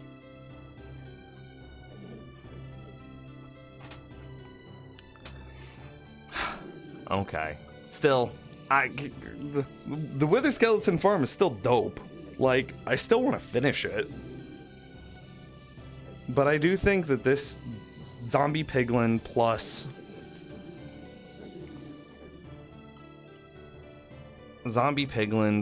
hang on, let me actually be spectator. Zombie Piglin plus Froglight Magma Farm is a way cooler concept. Like, because then you go Zombie Piglin plus Froglight plus Piglin bartering plus Basalt plus double tree farm. Like, whereas the Witherskelly farm is just basalt tree farms. That's it. The number of items that you would get from this like set of combo farms is absurd. We did the rough math on it and it's like 30 unique items. It's like 32 unique items. It's like 15 unique items, admittedly, from the bartering system on its own. Then you get rotten flesh gold ingots. Now you're up to 18. You get basalt, that's 19. You get 7 items from the 2 tree farms, that's 26. Then you also need a few infrastructure builds in order to make all of this work. So you'll need a composter farm, some sort, which means that you're probably using vines. So what did I just say? You're at 26, 27. So you're going to need 2 vines. Takes you to 28, plus the bone meal that takes you to 29. And then you're going to need a fungus farm in order to run both of your tree farms, which then gives you crimson and warped fungus, which takes you to 31 unique items. Shit, and I didn't even count the frog lights yet. 35 unique items. 3 frog lights, 1 magma cream, for the record. This whole thing, said and done, is like 35 unique items, which is, again, 15 of which are from the bartering system. But this is insane. This is so cool. Like, this is another, like, peak pinnacle build, right? Because everything comes together homogenously. Cogs in a machine, the gears, just the teeth in the gears perfectly lining up, the precision that all of these things will be. Oh, it's so good.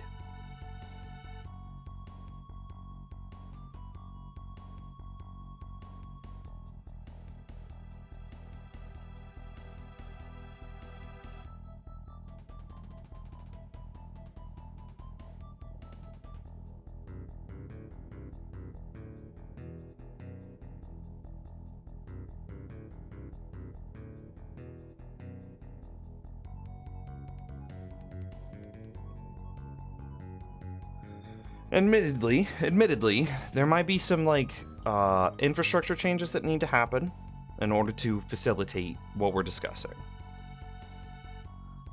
Very simply, ooh, what a weird spot to have logged out at.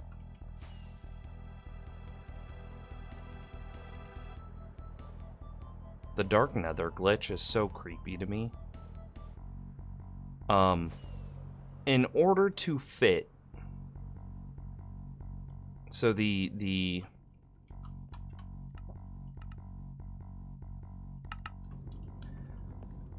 magma cube spawner is right here. In order to have the player stand perfectly above it right? You want the piglin to be dying perfectly above it, which basically dictates all of our builds. So the build should practically build itself, right? As soon as you start to be like, okay, well, here's our center point that is predetermined, then I go up to like Y50, right? Which I'm already kind of on. Then I just go up to Y50 in BD. This is our center point, right? And then like, then I just go up to Y75, and that's where we build our zombie piglin farm at, right? With the drop chute at Y50, or at whatever the center point of the magma cube spawner is. All of that should be like self-building, predetermined.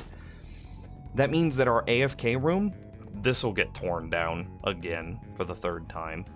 But our AFK room is right here. We already kind of have this built. But if that's going to be our AFK room, this is going to be our walk-up path for sure, which means that this path here is going to have to go further left in order to account for the, again, it'll be tree farm here, basalt farm here. And the tree farm is, I didn't mean to fall, the tree farm is thicker than 3 blocks, 2 blocks. So this path will get moved, but that's not that big of a deal. Like if we just go to the next junction, see, if we just go to this junction, that frees up what? 1, 2, 3, 4, 5 blocks, kind of 6 blocks. And the tree farm is narrower than 6 blocks. And then the path just comes to right here. And then it would just extend out and do the same thing, right? This might sound dumb, but do you need to do mob proofing? Oh, I was reading chat. In order to get max rates. Yes, I would. So while the build itself will come together in like just a couple hours, the mob proofing, the perimeter for the build, will take a long time. But by the end of it, damn, dude, if it just wouldn't be the coolest thing.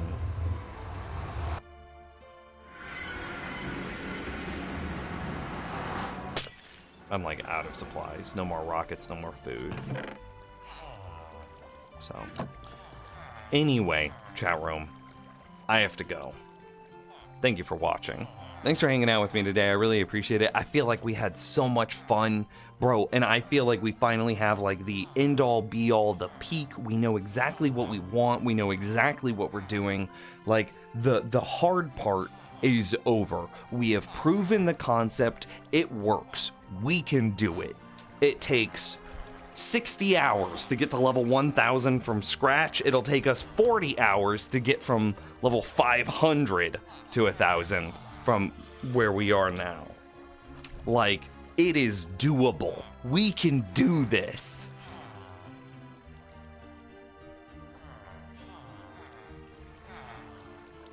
Thank you guys for watching. Yeah, if you haven't already, be sure to hit the follow button. Likely no stream tomorrow. I think we are we're going out on like a friends night thing tomorrow. It's not even a friends night, it's like a friends day. It's gonna be an all day thing.